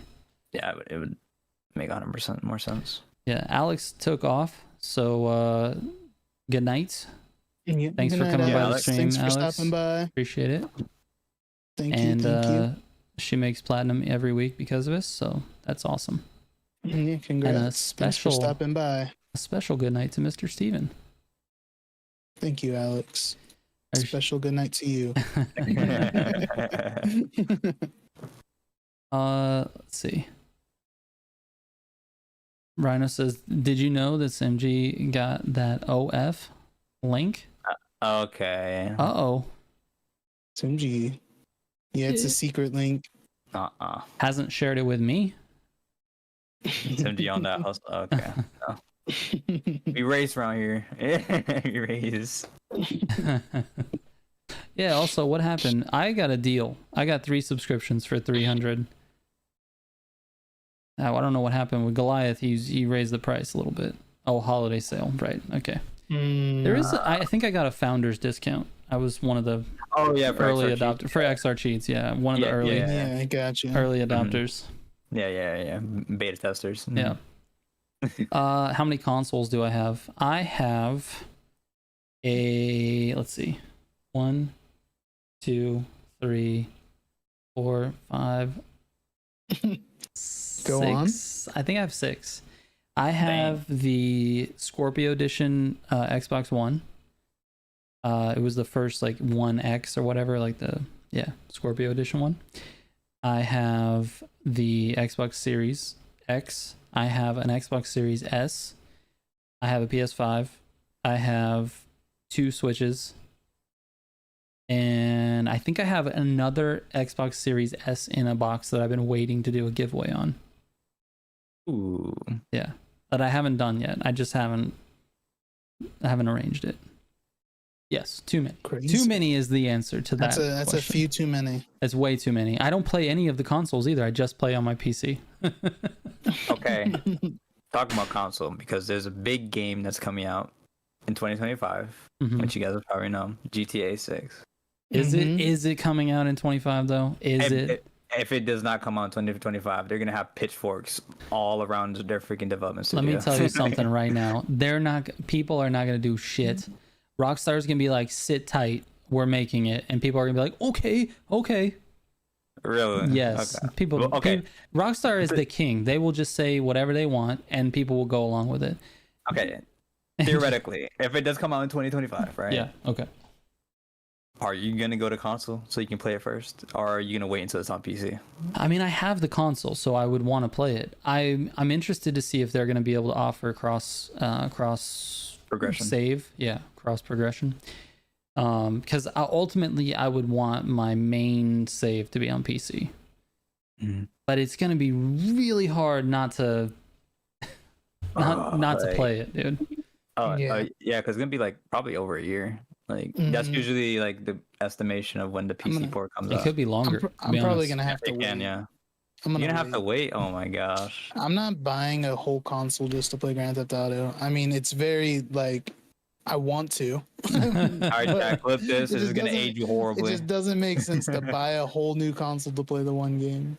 So, Rhino, we'll see by the time it comes out. But as of right now, I'm thinking. I'll just wait. You never know, dude. We might create GTA 6 content for the channel. And in that case, I might have to just write it off as a business expense, and I just send you one of the 6 consoles that I have here. So that we can play GTA. Rhino says we should get an RP server together, like a car RP server, and do racing there. It'd be so awesome. I don't know how to do that, but it would be really cool. We can make it happen. That'd be really cool. Oh yeah, I can. That's a good idea. Write it down. We'll revisit it. I don't have any time for anything right now, but if we can make it happen, dude. We got time. We got time. We got time. I'm saying in my life, I don't have time for it to actually explore another project like that. But if we can make it happen, yeah, dude, I'm down to take part in it. I see Jaeger out a question for SimG. Do you prefer a PlayStation or Xbox? That's a tough one. Say the right one. Say the right one.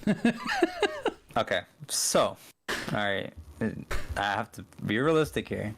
I have a lot of people that I've played on PlayStation with. Yeah.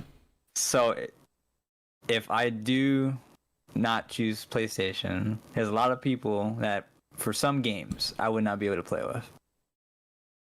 So, if I was just I didn't have PC, PlayStation or Xbox, I would prefer, if it's just me, I would prefer just Xbox, because the Game Pass is OP. Like, let's just be super honest. OP. Game Pass is one of the like craziest things that you can get, and it's so like the cost of it, if you actually play those games, it's a real good deal. Right. But if I'm trying to have the whole experience, I would have to go with PlayStation, because the people. This guy hates America. the PlayStation, and like it would enhance like the people, like game to play with your friends. Yeah, that's I get that. something that it's. I get that. I think Goliath's answer is also right. Any answer other than PC is wrong. But the question is basically between these two. Between PC those is two. non-existent. That's right. If you want to play on N64 Goliath, go right ahead. Goliath earlier in chat said Dreamcast. I had a Dreamcast. It was fine. And Yeah, Dreamcast nowhere. Yeah, try to run Need for Speed Heat on Dreamcast. And Krieger, yes, this is a podcast. Podcast, dude. It's something like that.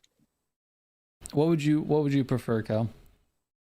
Xbox. Yeah, same. Dang, no It's just- hesitation. No, not at all. I mean, I haven't had a PlayStation since PlayStation 2. Same. And then yeah, I got an Xbox 360, and then I had that for a while before I had Live. Then I got Xbox Live, and that was just the game changer, dude. It was Yeah, over. it really was. Bro, Goliath said Xbox is on a deathbed. That's I mean, there's probably always going to be people who play on a console on Xbox, but he's not necessarily wrong, because I think the majority of people who enjoy the Xbox ecosystem are finding themselves, as the years go on, they're finding themselves on a PC. Like, I feel like that's like the general progression. And Microsoft's really not doing anything to stop that progression. They're completely 100% supporting wherever you want to play. You want to play on your phone, you want to play on the Xbox, you want to play on your PC, it doesn't matter. We're going to support that. So I feel like that's how it's that's how it's going. I think Microsoft is going, some of it is going like kind of like Apple, like they're focusing on the ecosystem. Yeah. Like, we want more people to adopt, let's say, iOS like Apple. Yeah. So they want more people on Microsoft in general. Yes. Good night, Rhino. Bye. Take it See easy, you, Rhino. Rhino. Take it easy, Onesie. Oh wait, you're saying bye to Rhino. I thought you were saying bye to us. Never mind, Onesie. I take that back. Don't take it easy. Take it hard. Okay, dude. Okay. Oh yeah, I do own the mini fridge, bro. Let me see. Hold on. Let's see if it's plugged in. Hold on.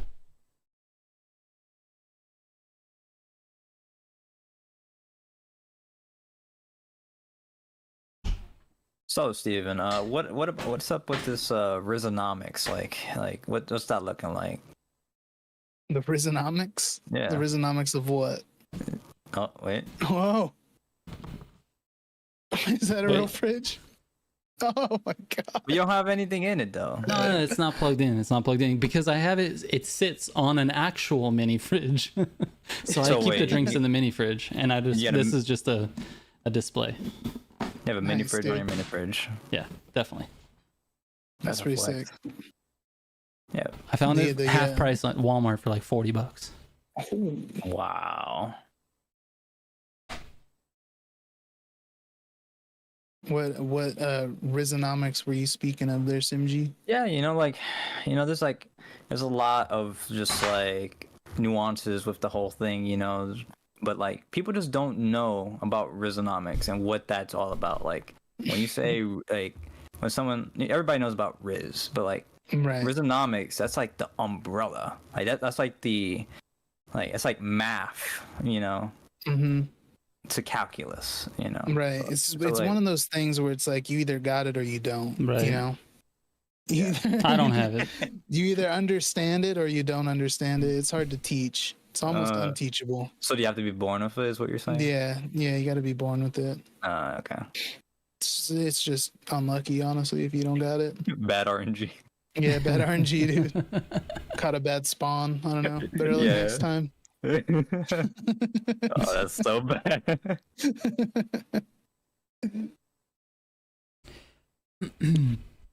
Man, Jace really wants to Riz his pizza. Jace, you've been talking about pizza all night, dude. I'm gonna have to get a pizza now.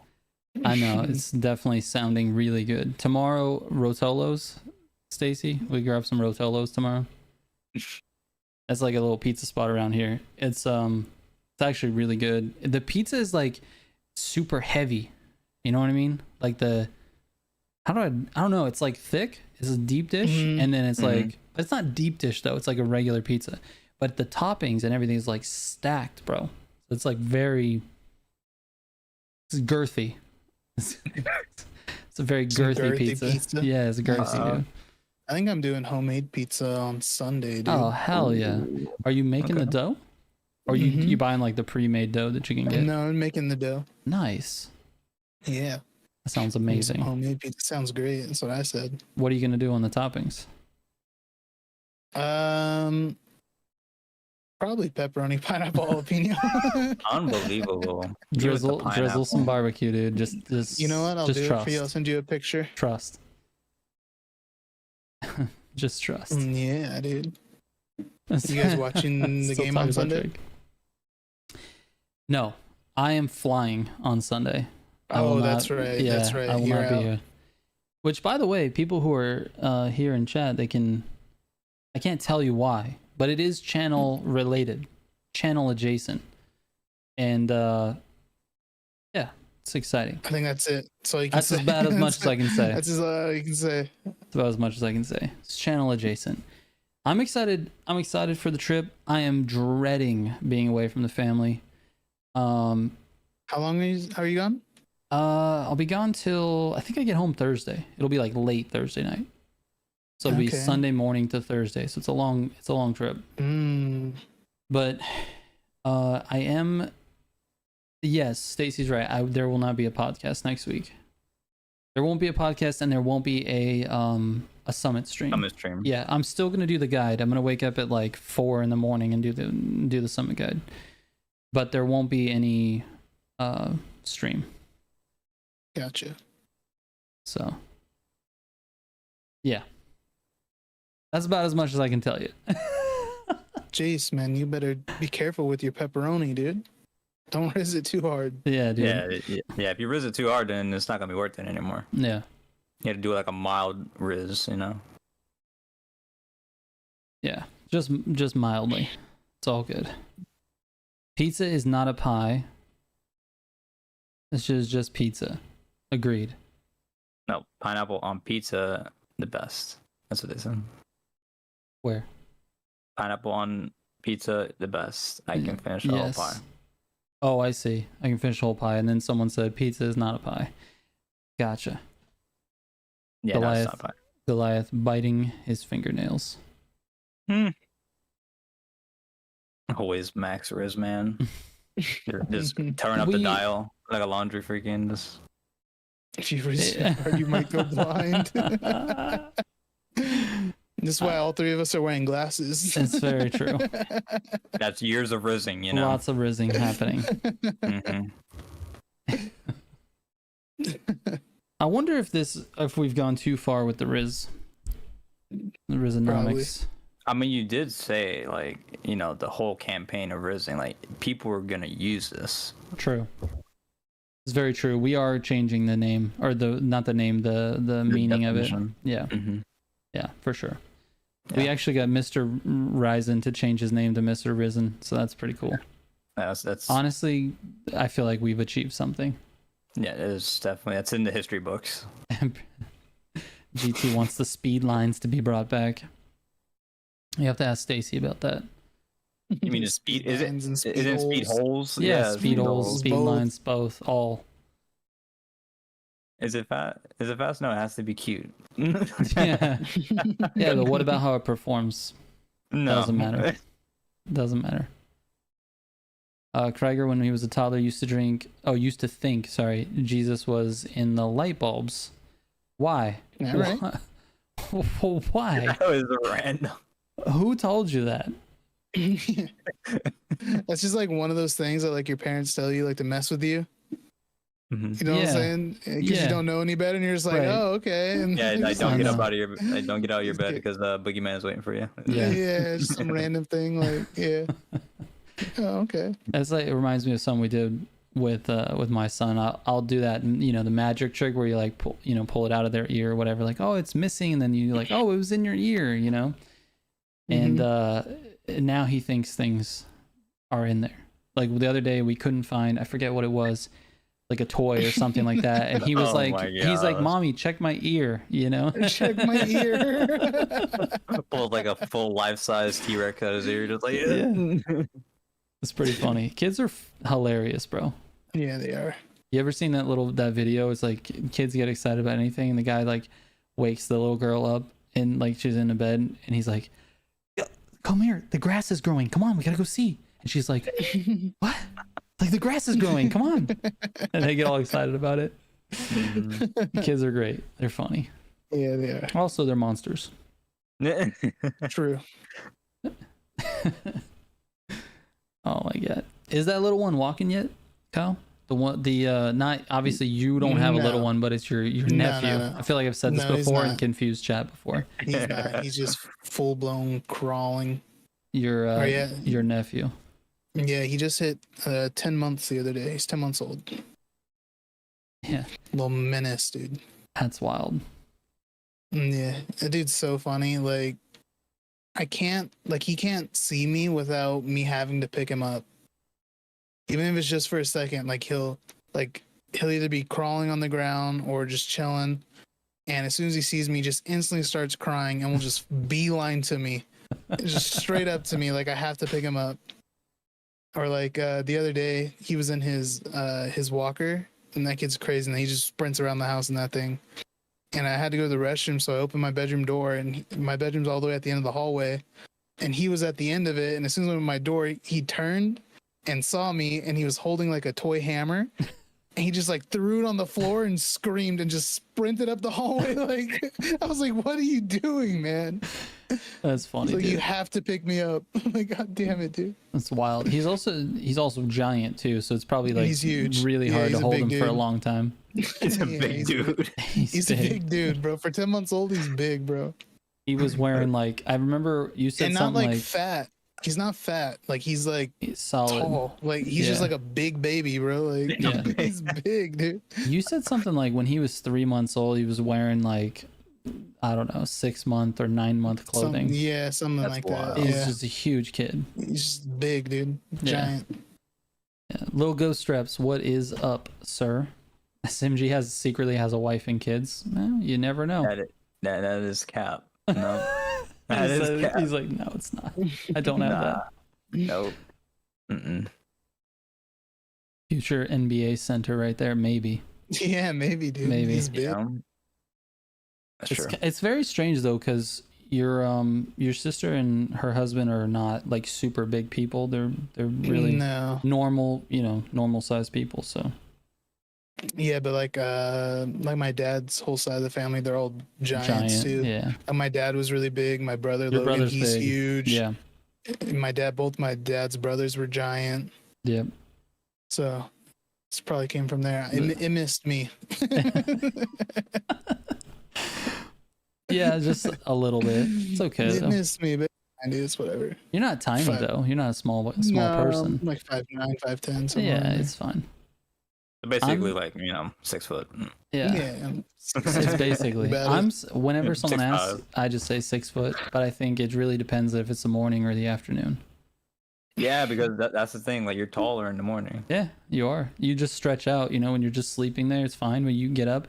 And then as the day goes on, gravity does its thing. Yep. It just wants to pull you down, man. Yep. That's why I schedule all my doctor's appointments in the morning, because it's I want to make sure they know. You want to I'm walk through the 6 room foot. you want to have the stance. I'm you know? 6 foot. Lydia at this how tall are you? I'm 6 foot. 6 foot. But yeah. Yeah. Jace, I believe it was from the spamming and to clean up the chat a little bit there. Yeah. How tall are you, Little Sim? bit. I am 5'7". Little bit too much spam in there, Jace. Just hang tight, man. Hang out with us. How do we get the legendary Pookie Wookie Bear in the podcast? Well, Mr. Pookie Wookie actually posted a video today that talked about a mechanic that is particularly polarizing. And so I just felt like it was necessary. So we could talk about it.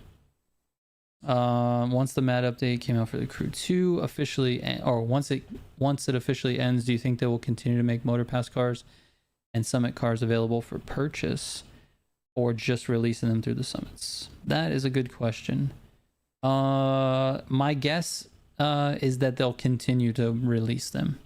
That's my guess, because they have a lot over the last however many years they've been doing summits. There's a lot of exclusive cars, so I think they will continue to release them. Quite a bit. Yeah. Wanzi is taller than Simji. I don't think Simji told us how tall he was. I just did 5'7". Oh, 5'7". Okay. Yeah. Sorry, I didn't hear it. Basically 6 feet, you know. Basically 6 feet. dude. Yeah, definitely. Mm-hmm. Oh, by the way, since Nitro's in the chat, GG's to Nitro. I don't know if you noticed today's video. You were in it. That was an excellent race, by the way. That was a very good race with Nitro and Anonymous. I've raced Anonymous before, but I don't know who it is. I mean, it's Anonymous. Right. Exactly. But yeah, that was a good race. If you guys haven't seen the video on the electric R, the new Volkswagen, the grand race is actually really good. It's a very solid race at the front of the pack there, and I felt pretty good about staying with Mr. Nitro. But it's yeah, little shenanigans at the end of the race, which I felt bad about on my part.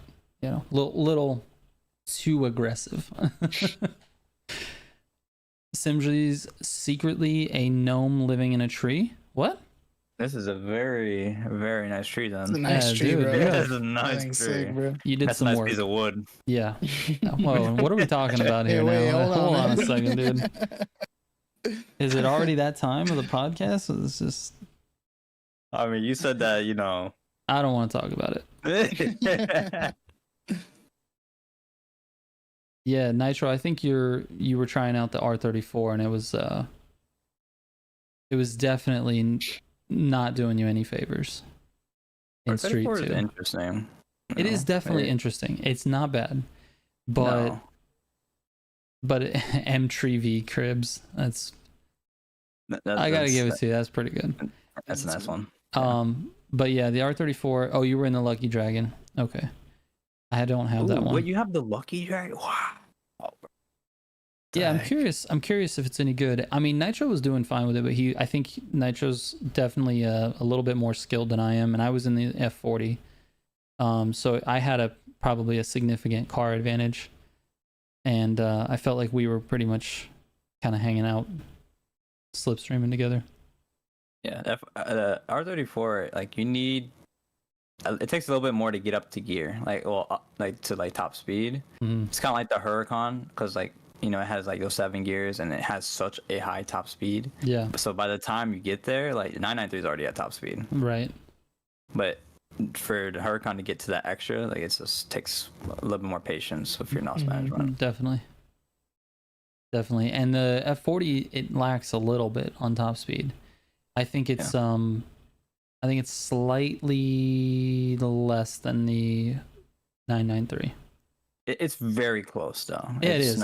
It's maybe 1-2 miles per hour. It's very close. Yeah, it's not like something where it's like you're gonna get walked. Like it's not like when before the RS2 and everything came out, like you'd have the Focus and you have the RX-7. Like if there was a pack of Focuses, you would slowly start losing slip. That's not the case. The Huracan's top speed is up there. You can get it up to 246 or something like that in Imperial. It's like 402 kilometers. It's All right, Jace, take it easy. Thanks for the 5-degree Riz.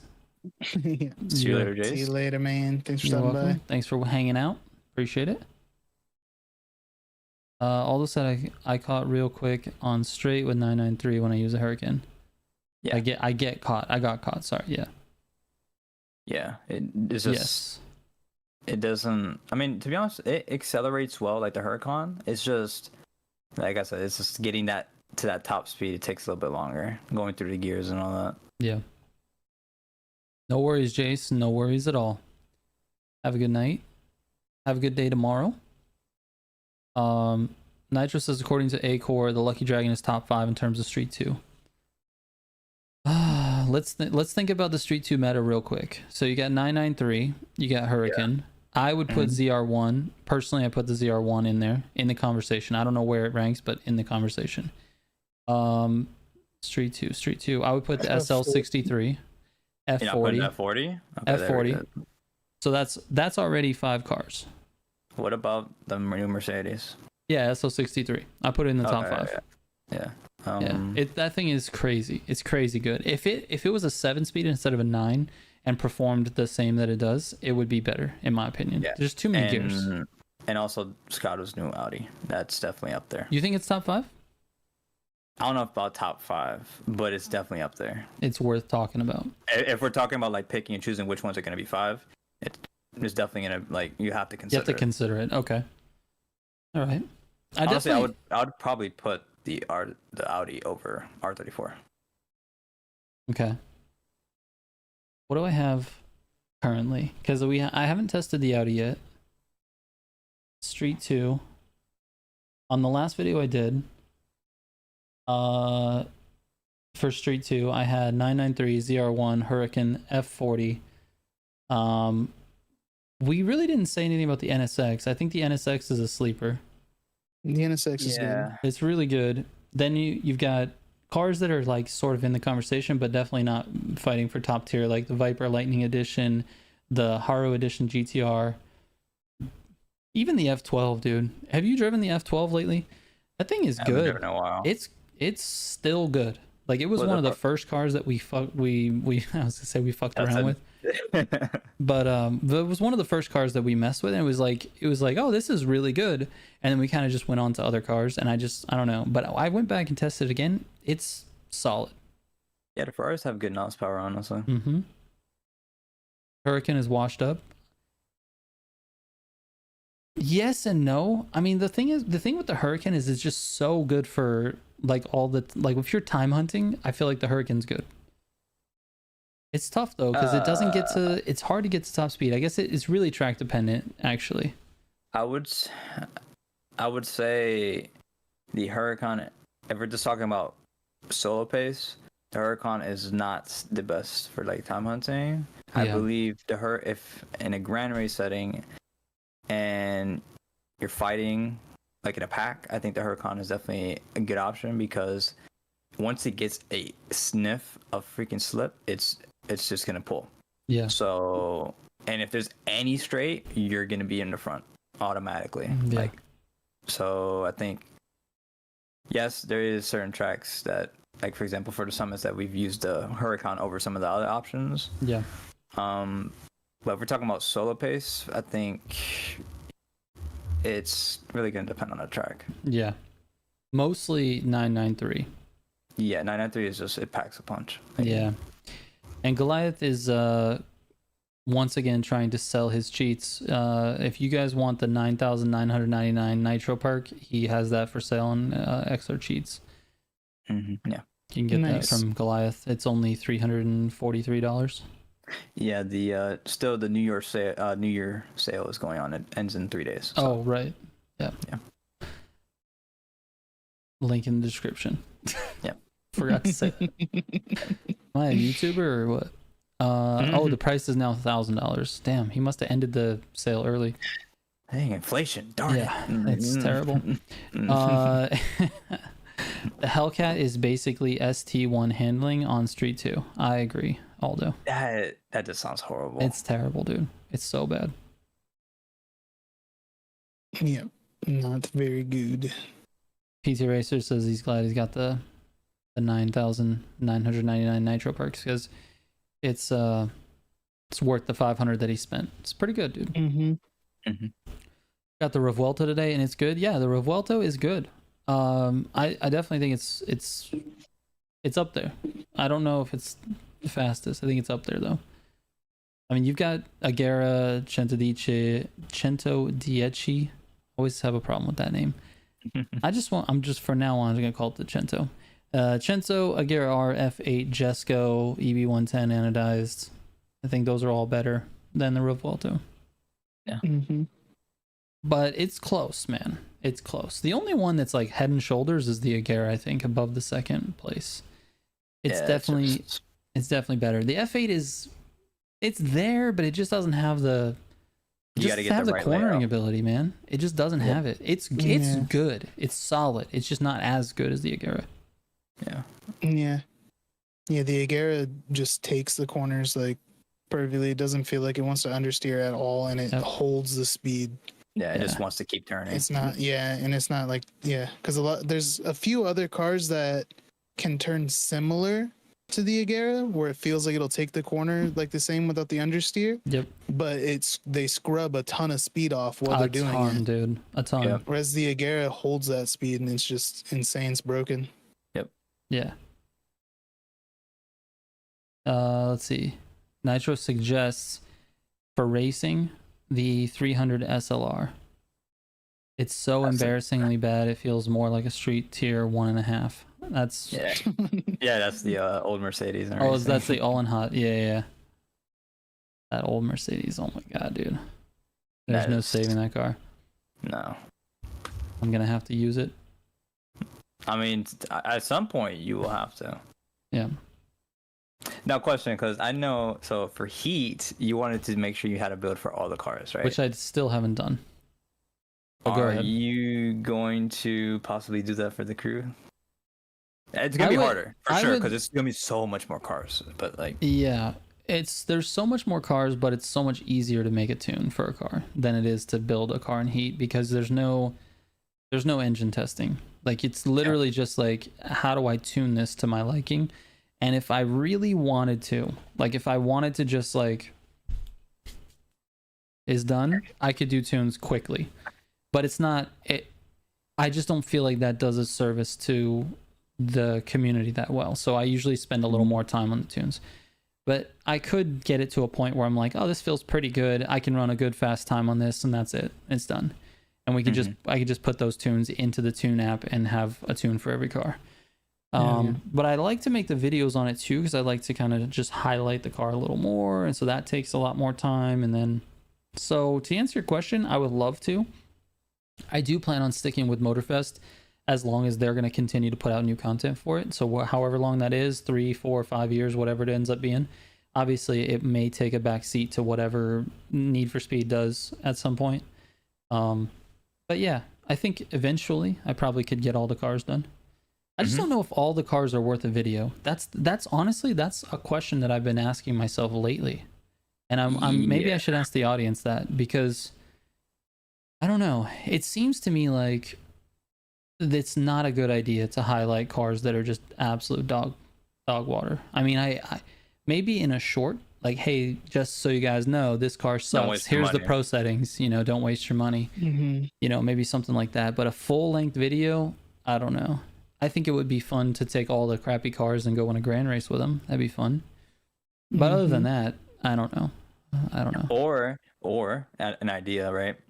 If you wanted to still do some form of video for, let's say, the crappy cars, just do a grand race with 3 crappy cars, and then just have at it, just see how that goes. It's obviously it's gonna be a shit show. Yes. So it's just like, you'll get 3 cars out of the way, and if people could just like have a fun laugh, because it's definitely gonna be interesting. Yeah, for sure.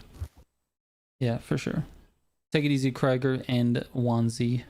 Thanks for hanging out with us. I didn't want to interrupt you guys. Yeah, I saw it. Just give him a bye in the chat. Aldo had a question earlier that I saw, but it didn't fit what we were talking about. We should go back to it.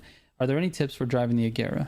Because I mean, personally, I'm not that experienced with the Agera. I've been trying to drive it more when I have the chance now, because I want to get better with it.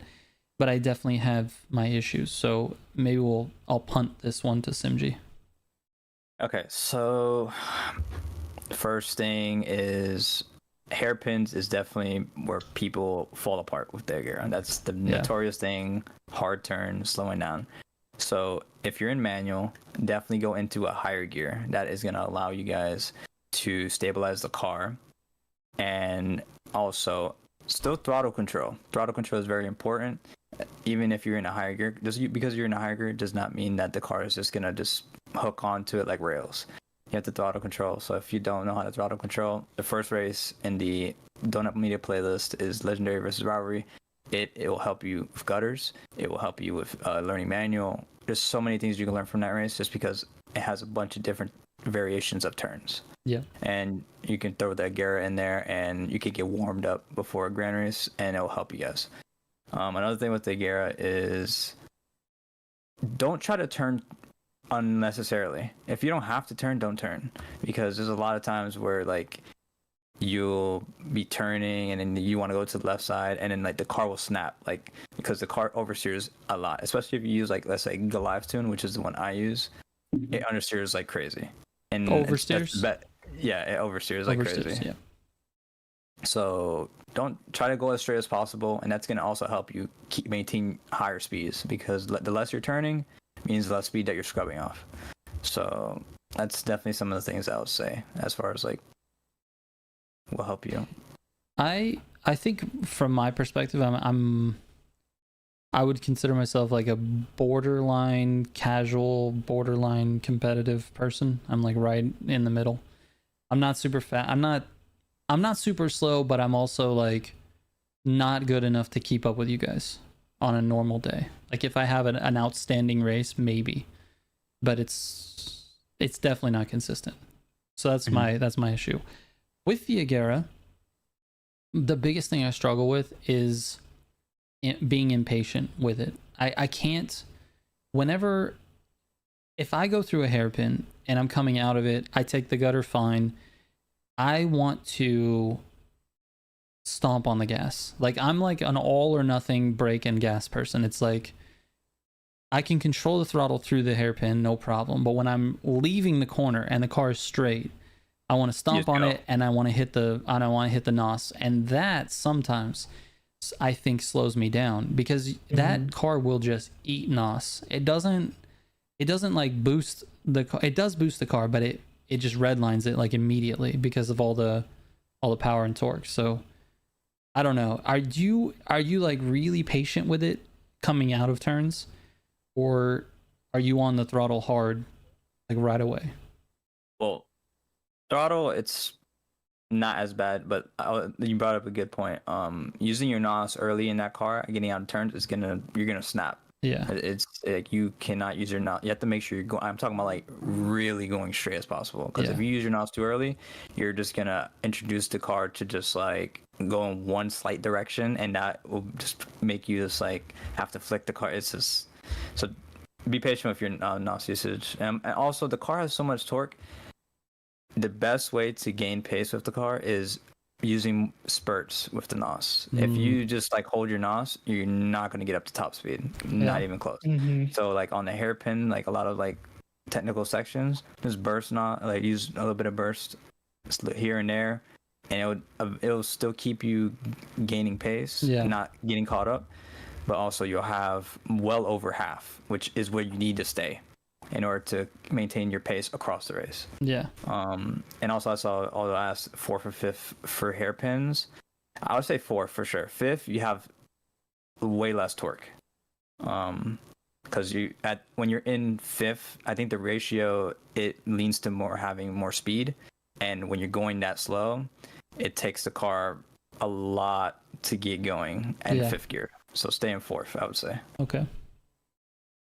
And that's the same thing when you're going through gutters as well? Yeah, obviously depending on the turn, yeah. The Agera too, you have to be careful with, like you have to be really smooth when you're turning.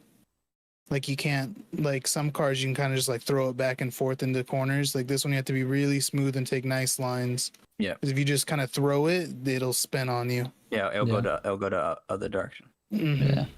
You have to drive it nice and smooth. Yeah, I'm not very good at that.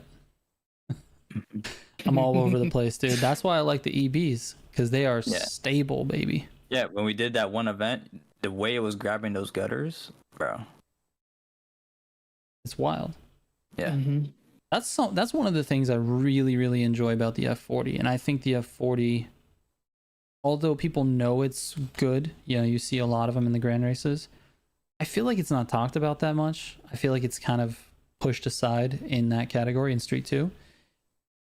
I think it's way better than people give it credit for the general player. It's so grippy, and it hooks the gutter. Like it literally is almost like a magnet to the gutter. Yeah. It's wild. Like if you want to If you want to feel like you can gutter well, drive the F40. Yeah, if you want to get sucked by the gutter, You can get gutter sucked real fast in an F40. Mm-hmm. Yeah, Goliath says the F40 just lacks the power. Yeah, true. It's not the fastest. But, you know, it kind of makes up for it depending on the course. Like if you're in a situation where you've got lots of hairpins back to back to back to back, the F40 can pull. And of course it's going to get caught once you get out of it. Yeah. But you can pull on people in the F40. I've seen it a lot. I've done it also to people like driving the Agera who are maybe not the most skilled. I can take the EB 110 and I can walk them when they're in the Agera in those hairpins, because the EB 110 just loves the gutter. And so it's just so much easier to take, and they're still struggling a little bit with it. But the second we get into any high speed city sections where the Agera just it's literally broken, dude. Any of the coastal routes, any of the city sections, any of the anywhere where you can be in fifth or above and take turns, it's crazy. Mm-hmm. It's just an insane car. And also the thing is, like, it's a crazy dynamic with the races, because just say you're ahead and you're pulling away in the hairpins, and somebody's like initial thought is I need to speed up, and that's what's literally gonna get them to spin out on the hairpin. Yeah, because they're not being patient. Yep. Mm-hmm. That's exactly what happens to me. Discipline. That's what happens to me. It takes a lot of discipline. Yeah. Chemical brings up a kind of a good point. I don't know if I agree with this, Chemical, but at the same time, I think something should happen. He says he hopes all the clowns who use cars in the bike races get banned after every tower wipes the scores. I think there should be something done. I just don't know if you can blame the players necessarily. Like, okay, hear me out. So this is a glitch or an exploit that's existed in the game for a long time, like multiple months now. And it became more visible a couple summits ago. And Ivory Tower knew it was a thing, and they wiped the scores. But since they wiped the scores, they haven't done anything to fix it. And so I feel like it's hard to blame the players for this when Ivory Tower knowingly allows this exploit to be in the game. And maybe there's some technical reason why they haven't fixed it yet. Maybe they have to do some sort of server maintenance, or there's some other, like it's a system that's connected to some other system that's connected to this part swapping to there's maybe some complications that's going to take a while to untangle why that happens. But I just don't know if you can ban a player from playing the game because of it, because they know it exists and they haven't done anything about it.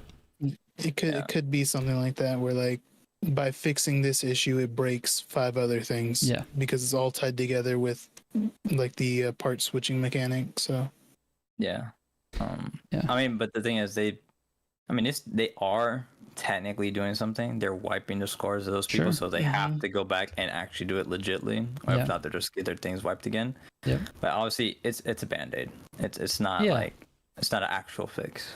Yeah, right, for sure. I feel like because they're aware of it and they're wiping the scores, they're probably working on a fix for it. It's just not something that can easily be done overnight, I think. Yeah. I know the other thing, Chemical, is I know a couple of guys that do it every week, and they are doing it with the specific intention to see if it's still possible.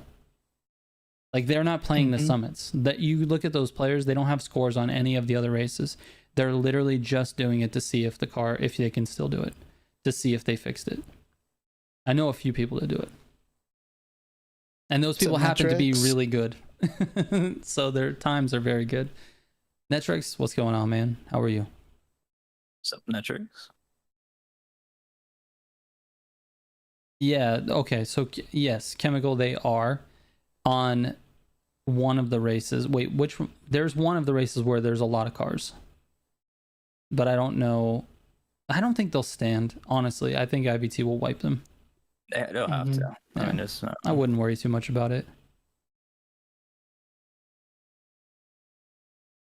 But yeah, chemical. You're right. It's only a few that I know that do it for that reason. But I think once you see that on the leaderboard, then other people like, oh, it's still a thing, and then they start doing it as well. I'm sure there's a few people in there that do it specifically to get a better score. But I mean, come on, man. It's on the leaderboard. You can see right there which car you used. It's like you can't hide from it. Like you knowingly did it. Yeah, you didn't pull one off on nobody. No. It's wild. You know what's funny though? It is actually easy to do it on accident because of how easy that glitch is. And I've done it not the glitch, but I've almost done it a few times because I've been swapping parts as I entered the summit event as opposed to getting my car ready beforehand. And so you can actually just mistakenly do it if you search your car in the filters instead. But anyway, yeah, chemical. I mean, I get it. I don't know if banning is right, but I feel like something should happen. They could restrict those people from earning anything for that week. I think that would be okay. If they didn't wipe the score at all and then just those people just didn't get rewards and then like 30 extra people got into top 10, like they removed them from the list, didn't allow them to resubmit times, and then or like wiped them right before the reset or something like that so that they couldn't get their rewards. I think that'd be okay. I think the crew in general, I feel like they do a pretty decent job with like anti-cheat stuff. I mean, they're pretty reactive to things that they see. They definitely pay attention to the community. Really? I was gonna say, unlike their technical support, which doesn't help me with my 400 game crashes. Yeah. But they're paying attention to the community though. Yeah. I will say, like, for example, like in Forza, I don't know if you guys remember the gravity mod. I don't remember. It was that. basically speed hacks, and your car was glued to the ground. Oh my god! So you would like hit bumps, and your car would just like go over the bump, and it would just stay sticked. It was so dumb, but that's not a thing here, and I think that's all I'll say. One of the better things is like there is no traditional speed hacks or anything like that. So it's exploits. I mean, it's not like a hack. It's more of an exploit of something that's already happening in the game. Right. Which is a totally different story. I know that it sounds like it's the same thing. It's like cheating still, but it's a little bit different. I feel like than introducing speed hacks, some sort of third-party speed hack, which you can get from Goliath's website, by the way. Yeah, xrcheats.com. xrcheats.com. Yeah. MGC for 10% off. Yeah, code MGC. If you want to support the channel. Yeah. You can get a mug for it as well. Get a mug. Nightcrawler says the game is plagued with exploits and cheats. I don't know that it's plagued with cheats, Nightcrawler. I think exploits for sure. But I don't think cheats. I think cheats... I think there's definitely a difference between a cheat and an exploit, in my opinion. I don't know about you guys. XR cheats. Are you ready to win? I think it's definitely more exploits because it's for sure exploits. Resets and the mechanic that we're talking about today. We're talking about today. They are intentionally in the game to be used for something. However, some people are using it to be used for another thing. Right. It's still intentionally, the intention of it is in the game. Right. To reset, to get back on the road. Correct. To do this in order to have a chance to get back into the race. Yes. So, obviously, I don't think that they intended for it to be done this way. But the thing is, with the resets, I think they're more lenient on because there was a whole issue with back on track on the crew too. You would think that they would do something to mitigate that, which they did not. They did make the time to reset differently with the convert presses to holds. That doesn't work anymore like it used to. It was so much faster. Yeah. So obviously they did something maybe to mitigate that, or maybe it was just they didn't really like the whole part swapping thing. I don't know. But yeah, the system is obviously intentional to be in the game. The devs want it in the game. Yes. The use of it is being used for something else. Yeah. So I think that's the next way. I think Devils makes a good point, and it's one that I really haven't thought too much about, and that is that it's kind of an even split for the placement of the blame. It's between the devs and the players.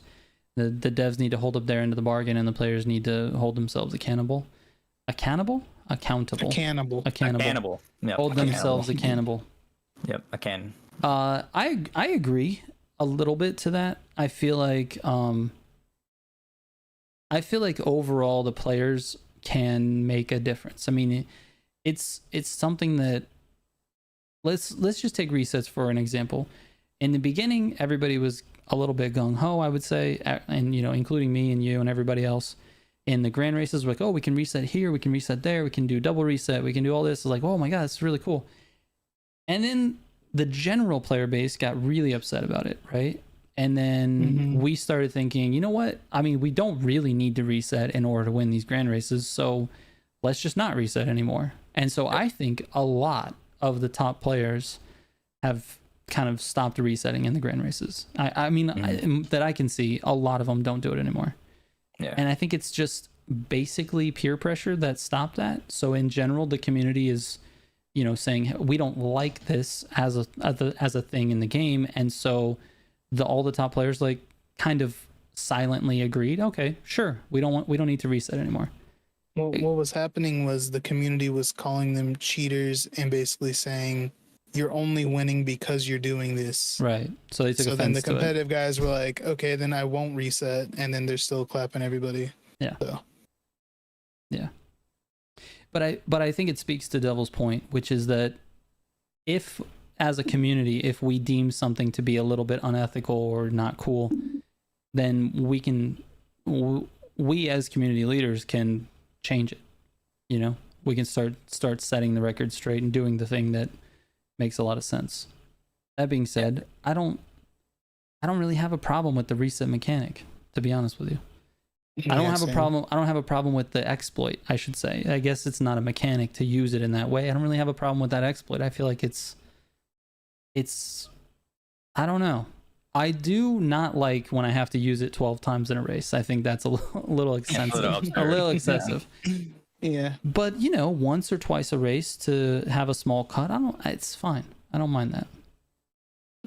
Yeah, and that's one of the main points I tried to make in the video of why I was bringing it to light. And I think majority of the people, they did get where I was coming from as far as people knew about this. Mm-hmm. They did not say anything. They did this in the summits prior, there's videos, whatever, and no one said anything. Right. And I don't think that's right. I think everybody should know what the meta is. Everybody should know the cuts, everything. There shouldn't be no hiding as far as methods or anything like that. Because if everything's on the table, you're able to have the best chance at doing what you can with your skill. But if there's half that table missing, or a quarter, or whatever the case may be, you're going to be capped to what you can do just because of things that are not being said. Right. And that's honestly, that's a turnoff for some people. It's just well, no one, there's something going on here. There isn't a run for this specific track. I can't see what they did. I don't know if it's a cut. I don't know what it is. And that's honestly, it doesn't help the competition, to be honest. If anything, it hurts it. Yeah. So. Yeah. The thing is, I think it needs to be fair first, and then once it's fair, meaning everybody knows, all the cards are out on the table, everyone knows what the fastest ways to do things are, then obviously at that point skill will take over, and the person with the bigger skill obviously wins. Yeah. But the bigger question is what Goliath is saying, is that, is it enjoyable? And at that point, when all the cards are on the table and all the mechanics are being abused, or all the exploits are being used, yes, the faster player wins, but is it enjoyable to even play at that point? And so I think that's a more important question than whether or not people should be using these exploits. I feel like the question is the game fun with the exploits involved? And if the answer is no, then we just need to figure out a way to get them out of the game. Yeah, I think for sure. Like, I think cuts are definitely fun. I think Yeah, the cuts agreed. are definitely they help. Like I said, the flow of the traffic. We talked about Yeah. the flow of traffic and everything. Like, it helps everybody just get past the races, whatever.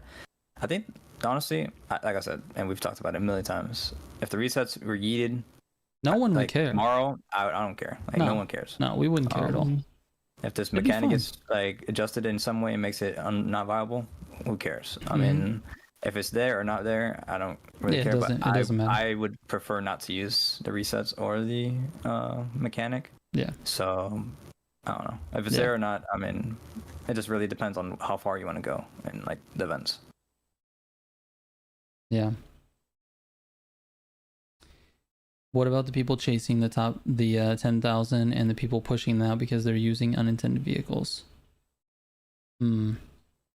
I think it's a tough question, Chemical, because we don't really know how many of the people that use the unintended vehicles got a score that was greater than what they would have gotten on a bike, and if that difference would have put them in platinum or is putting them in platinum over someone who didn't make it. Like, that's a lot to unpack and think about. Like, we don't know, unfortunately. I think specifically those that were at the top of the leaderboard with the car, I think those people were already going to get platinum. For sure, the now top. the ones, Yeah. Now the ones in the middle and the bottom, who knows? That's the gray area. We don't know if they were going to get platinum with or without the car. I will say this though, I don't think that IVT has missed a summit. As soon as they see someone with the wrong vehicle on a summit event, they wipe the scores. Not as soon as they see them, but they wipe them like Sunday or Monday or whatever. Yeah, it's like 2 days or something like that before it ends. So if they want to go back, they can do it. Yeah. So I'm pretty sure we haven't really seen anyone miss out on platinum because of someone using the car switch. Yeah. But I'm not 100%. I mean, obviously, I'm not checking the whole list, but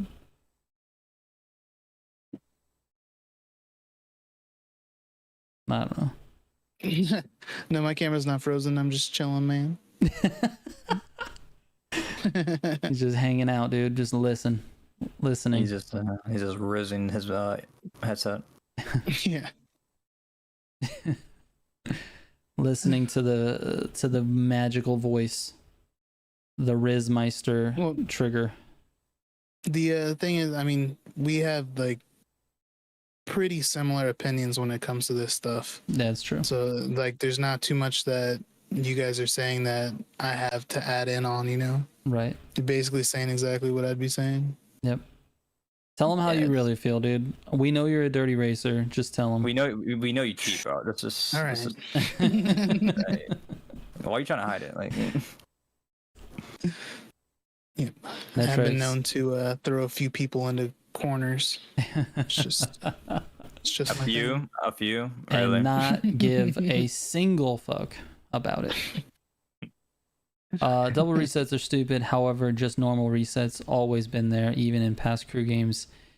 How I view resets is that everyone has the option to do it, and if they want to do it or not, it's up to you. That is true. With the exception, I guess, of the older platforms have an issue with resets.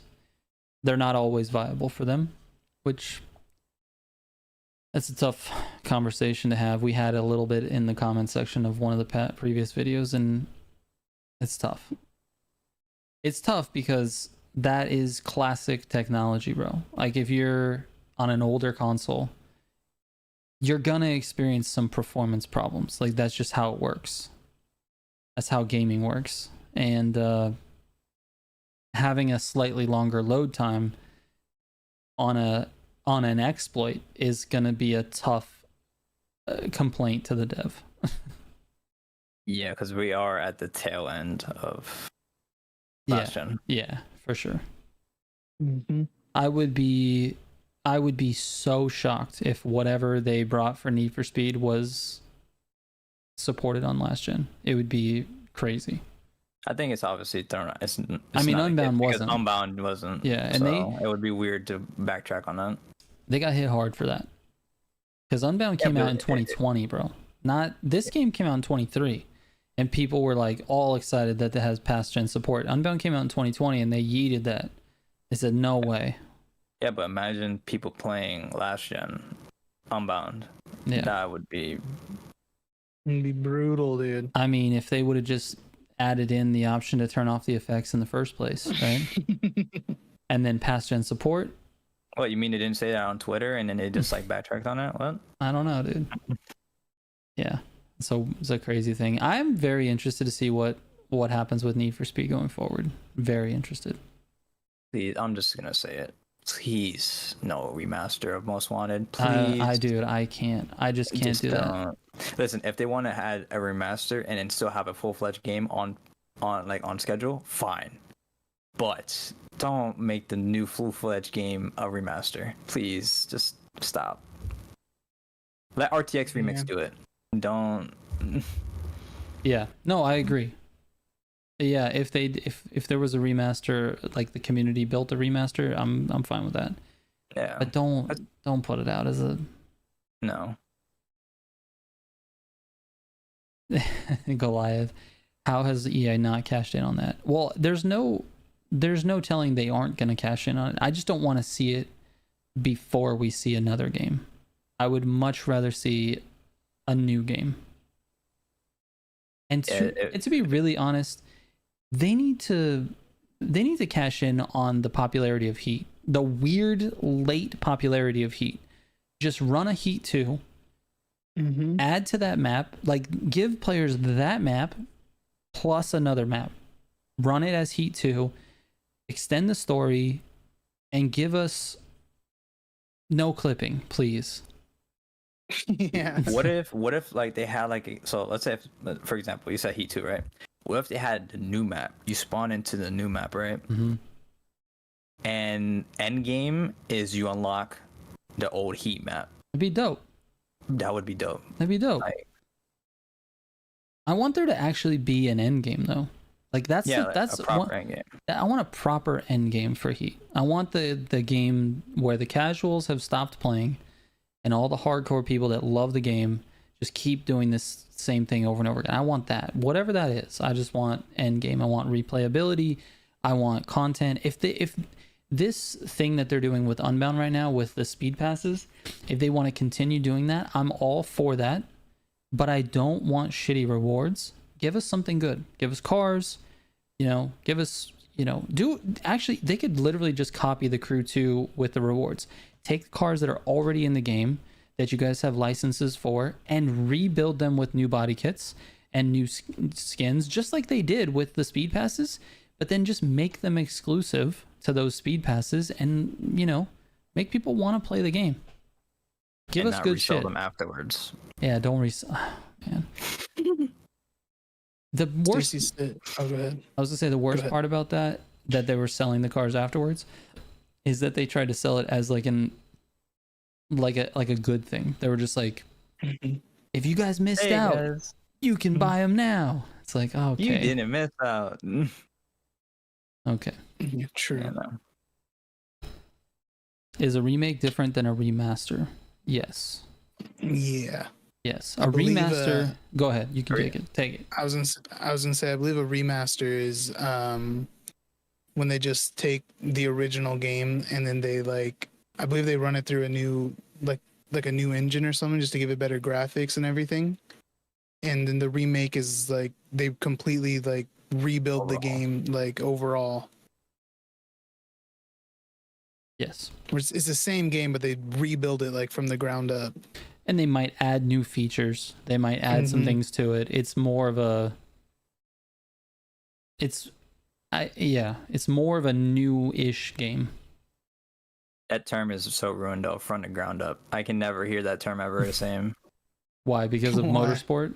Yeah, because Motorsport, the game of the year from the ground up, Game of the year is not from the ground up. Well, they didn't say how high up they went. It was only just a little bit from the ground up to right here, and then it's a joke. It's really funny. I was searching earlier today I don't know what I was doing, but I was looking at like what are the all of the games. Oh, I know what I was doing. I was reading comments in my comment section, and people were just complaining about the game, about MOTORFEST, and I was just like, let me just look at all of the games that are available right now that you guys can go play. And it was just kind of like a weird, I don't know. I was being an a-hole in my own head. Anyways, I was looking up, and this top 10 list came up, and it was like the top 10 games, and this was in October, so it was a month after MOTORFEST came out. Top 10 racing games right now. And you will never believe what was number one. You might actually believe what was number one.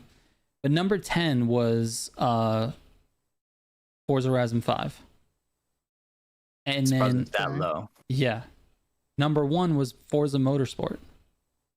And I was like, how? It's just like the hype factor. It's like, oh, it's a new game, new shiny. Like, that's it. I don't know. There's no objectivity with that. Because if you look at the game feature wise, like PvP, like it's not. I don't know. It is what it is. I just like it just seems so unwarranted to give praise to that game. It's wild. Yeah, that's the only reason it won Game of the Year. It was just popularity. Yeah. A game could have 5 cars, still be a Game of the Year. Yep. It's crazy. I mean, they It's the have name. a lot of cars from their list. Like, there's so many less cars. Yeah. Chemical, no, actually. I think I'm on level 40 or something like that. I need to go back and finish it. I really do, because I don't want to miss out on those rewards, especially since from the last thing we heard, they are going to update Unbound again. So they're adding something to the game in this It's a year. car, you could just buy it in like a month or something. Yeah, but then I have to pay real money. Yeah, but you're not missing out on anything. That's true. Yeah. I don't know. It would probably take me like two game sessions if I just really grinded it hard and just did link ups all day. It would probably take me two game sessions, and I would have it all the way to 75. Link ups were a joke. One thing you give Motorsport credit for is how the cars feel on controller. I think they nailed that perfectly. That's cool. Yeah. That's good. Yeah, I mean, Forza's usually good with inputs. Like, they keyboard, wheel, controller, like, you can do good with them. Yeah. On MOTORFEST, on the other end. MOTORFEST has an input issue. That's for sure. Yeah. That is for sure. I don't know what you're talking about. I think it's balanced perfectly. Okay. Mm-hmm. All right. Says the cheater rammer Steven Militia. Yep, the one and only. The patchy beard. That's Professor Patchy Beard, That's bro. Patchy Beard. All right, Simji, we've hammered this nail home a few times, but is there anything else you want to talk about on your video specifically? If you guys have not seen the video, it's linked at the top of chat. Please go watch it. About the video itself. Just the overall topic. Like I said, I want anybody that watches this, and if any of you guys after the podcast go watch it, I want to make sure it's known. The main reason that the video is a thing is to bring awareness so everybody knows everything about the game. Whether there's no need for this it's really a small thing in the grand scheme of things. Yes, it's very polarizing. Yes, it can lead to a huge advantage, especially in this summit. But everybody should know about this. There's no reason to hide this. There's if we want the whole community to raise this, the floor, the skill floor. Mm-hmm. If we want everybody to get better, this needs to be known. There's the whole hiding thing. Like I keep bringing it up. It's not going to be beneficial to the game. No. And if the community as a whole feels like this needs to be fixed, well, you need to be aware of it and you need to decide, do you like this or not? And let IVT know. Yeah. I'm bringing you guys the information. Jigger brought you the information in the summit guide. So if you do feel very strongly about this, let them know, because if there's anybody that can make the change, it'll be you putting your efforts to let them know, but also making sure that it's constructive so IVT can really get to see how you guys feel about it. Right. The more the whole fair play thing, like we got a response that they were gonna look into it. Right. You know, that Mhm. alone is huge. Yeah, it's because there huge. were so many people that thought that the whole fair play thing was just gonna get swept under the rug. IBT wasn't gonna do anything, but they at least acknowledged that they saw it. What that means, we don't know. Yeah. So yeah, just look at the video if you haven't yet. And if you want to use it, use it. If you don't use it. You Yeah. will not miss out on platinum. I will guarantee. No. If you are already making platinum prior to this, you will not miss out on platinum because of this. No. There's gonna be very few cases where this will be viable. Yeah. And yeah, even doing it with cars, like I said, it's very difficult. And honestly, it's more of an easier way to just take the turn and do it faster. Yeah. So yeah, that's probably the main thing I want to hit home. Yeah. I think it's well said. Yeah. Yeah, you're not out here trying to rile up the community and get people to start doing more and more exploits and cheat the game and all this stuff. It's not about that. No, I mean, I don't stand to gain anything from this. As far as like, I mean, yeah, like some people are like, oh, the like views, of getting eyes on it, but at the same time, it's to show you guys like there's a lot of people that did not know about this. Yeah, for sure. So, and that's crazy. And there was some people that knew about it. Some people like on Discord I saw like, hey, I knew about this, but no one said anything. And we had to have this conversation as a community. So Definitely. Yeah, if you haven't seen the video, go watch it now. It's worth it. And sub to Simji while you guys are at it, man. Thanks for Simji, thanks for hanging out with us on the podcast. I appreciate it. I'm sure we'll have you back at some point. I appreciate you having me. I thought today was pretty relevant considering the video that you did. So Yeah, it was great. anyways, a lot of fun. Guys, thanks for hanging out with us in chat. Chemical, as always. Goliath, thanks for hanging out. Shout out to all the guys, all the regulars, and all the members and all the chatters and everything. He reported video for cheating. Yeah. Anyways, that is it. One thing before you go, just remember next week there's no stream on Tuesday or Wednesday. Thank you. No streams next week, guys. I'll be out of town until Thursday. Yeah. So you'll still get like regular video flow, maybe a little bit less than normal, but still videos every day. But no streams next week. No live streams. So But you will have a summit guide. but the summit guide will come out. Yes, we will have a summit guide for you. Yep. Thank you guys for all your support and hanging out. Yep, definitely, guys. We'll talk to you later. Bye. See ya. Bye.